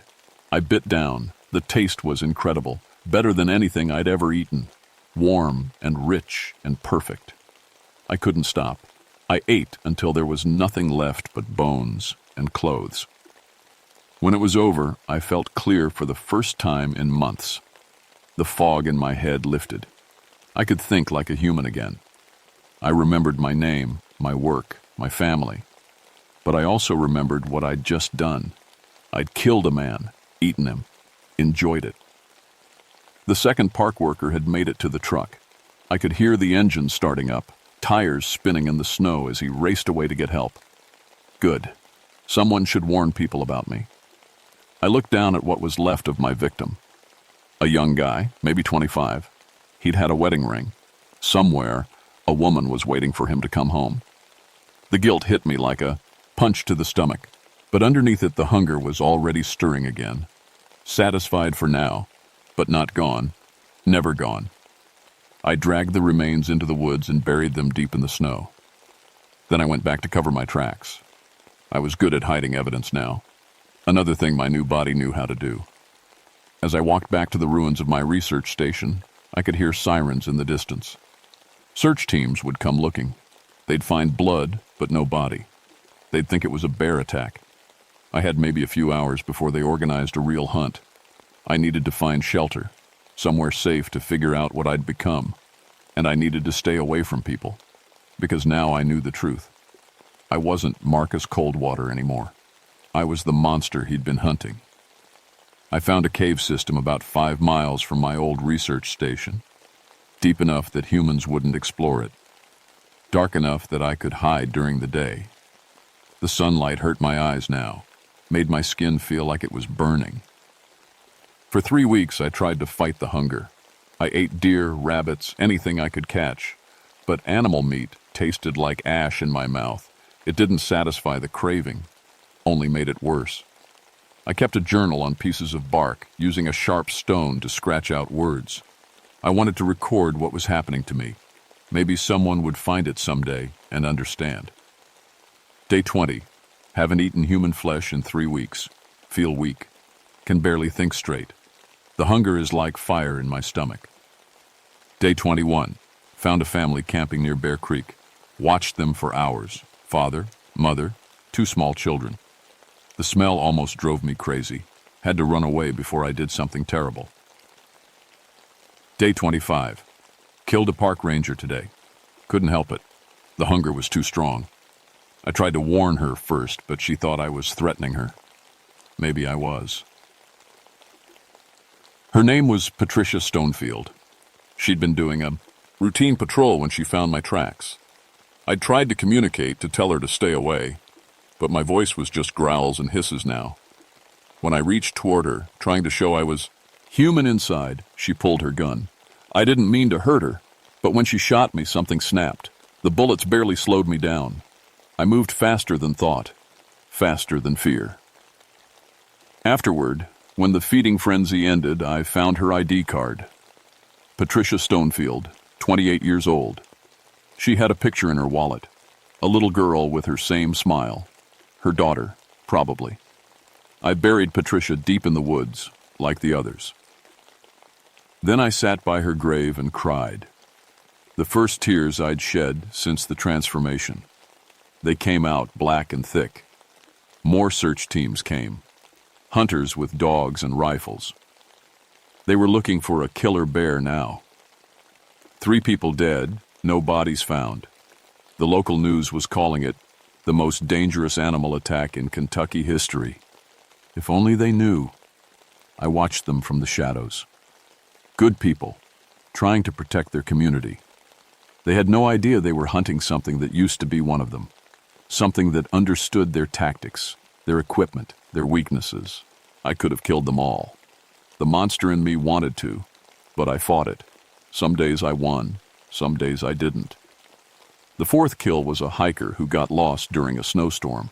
He was hypothermic when I found him, probably would have died anyway. I told myself that made it better. It didn't. The 5th was a poacher who'd set illegal traps. He shot at me first. Self-defense, I tried to convince myself. But I knew the truth. I'd been stalking him for hours, waiting for the right moment. Each time I fed, the human part of me got smaller. The guilt got easier to ignore. I was forgetting things. My wife's laugh, my daughter's favorite bedtime story, the taste of coffee in the morning. I was becoming more monster and less man with every kill. But I was also getting smarter about the hunt. I learned to pick victims who wouldn't be missed right away. Drifters, criminals, people camping, alone in remote areas. I got better at hiding the evidence. The authorities were still blaming bear attacks. Then, one night in early April, everything changed. I was hunting near the old logging road when I caught a familiar scent. Patricia Stonefield's perfume, but that was impossible. I'd killed her months ago. I followed the smell and found a woman setting up a tent by the creek. In the moonlight, she looked exactly like Patricia. Same height, same build, same way of moving. But when she turned around, I saw it wasn't her. It was her sister. Had to be. The resemblance was too strong to be a coincidence. She was armed, professional equipment, not a camper or a hiker, someone who'd come here specifically to hunt me. "I know you're out there," she called into the darkness. "Patricia told me about you before she died. She got one good look before you killed her." My blood went cold. Patricia had survived long enough to report me, but that meant... She said you tried to talk to her, said you looked almost human, but bigger. Wrong. The woman pulled out a small device. A recording of Patricia's voice filled the night air. "It's not an animal, Jenny. It's something else. Something that thinks." When it reached for me, I could see intelligence in its eyes, like it was trying to tell me something. Jenny, Patricia's sister. She'd come for revenge. She also said you seemed to recognize your own name when she called you Dr. Coldwater. She knew who I was, who I used to be. "I've read your research files, Marcus. I know what you were studying out here. I know about the tissue samples. And I think I know what happened to you." I stepped out of the shadows. Jenny raised her rifle but didn't fire. Smart woman. If she'd wanted to kill me, she would have done it already. "Hello, Dr. Marcus Coldwater," she said. "My name is Jennifer Stonefield. I think we need to talk." Jenny back, dead away as I approached, but she kept her rifle lowered. She was scared. I could smell it on her, but she was also determined, like her sister had been. "Stay back," she said, "but not too far. I want to see you clearly." I stopped about 10 feet away. In the moonlight, she could see everything. My 8-foot frame, my pale, stretched skin, my yellow eyes and sharp teeth. I was a monster, and we both knew it. "Patricia was right," Jenny whispered. "You are trying to communicate." I nodded slowly. Then I opened my mouth and forced out words. It hurt, but I could do it if I concentrated. I was human. "Dr. Marcus Coldwater, cryptozoologist. You were studying Wendigo sightings for the government." Another nod. "Accident. Modification. You infected yourself with Wendigo tissue?" "Yes." The word came out as a hiss. "Trying to cure myself."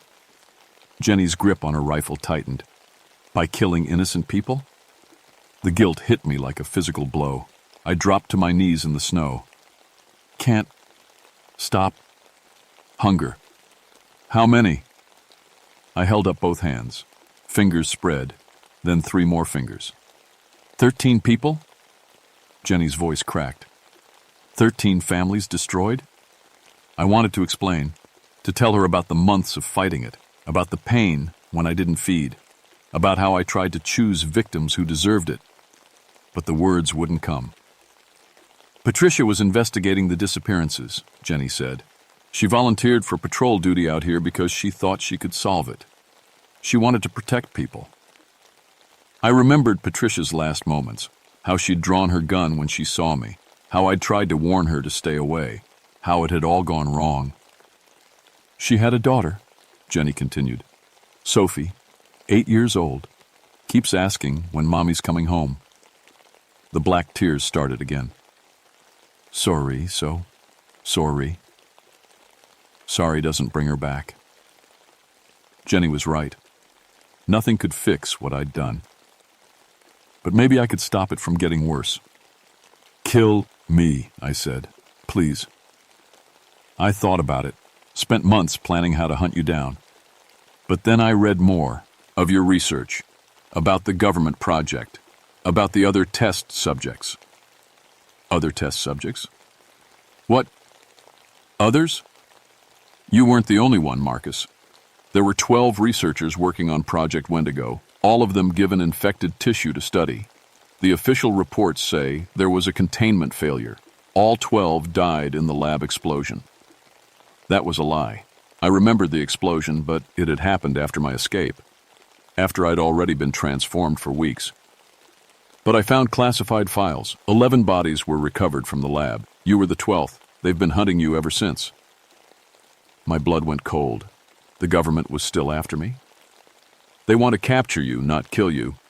You're a successful test subject. Proof that the project worked. Worked? I laughed, a horrible sound. I'm monster. You're a weapon. Something they can control and deploy against enemies. They've been tracking the kills, studying your behavior. They think they can find a way to direct your hunger.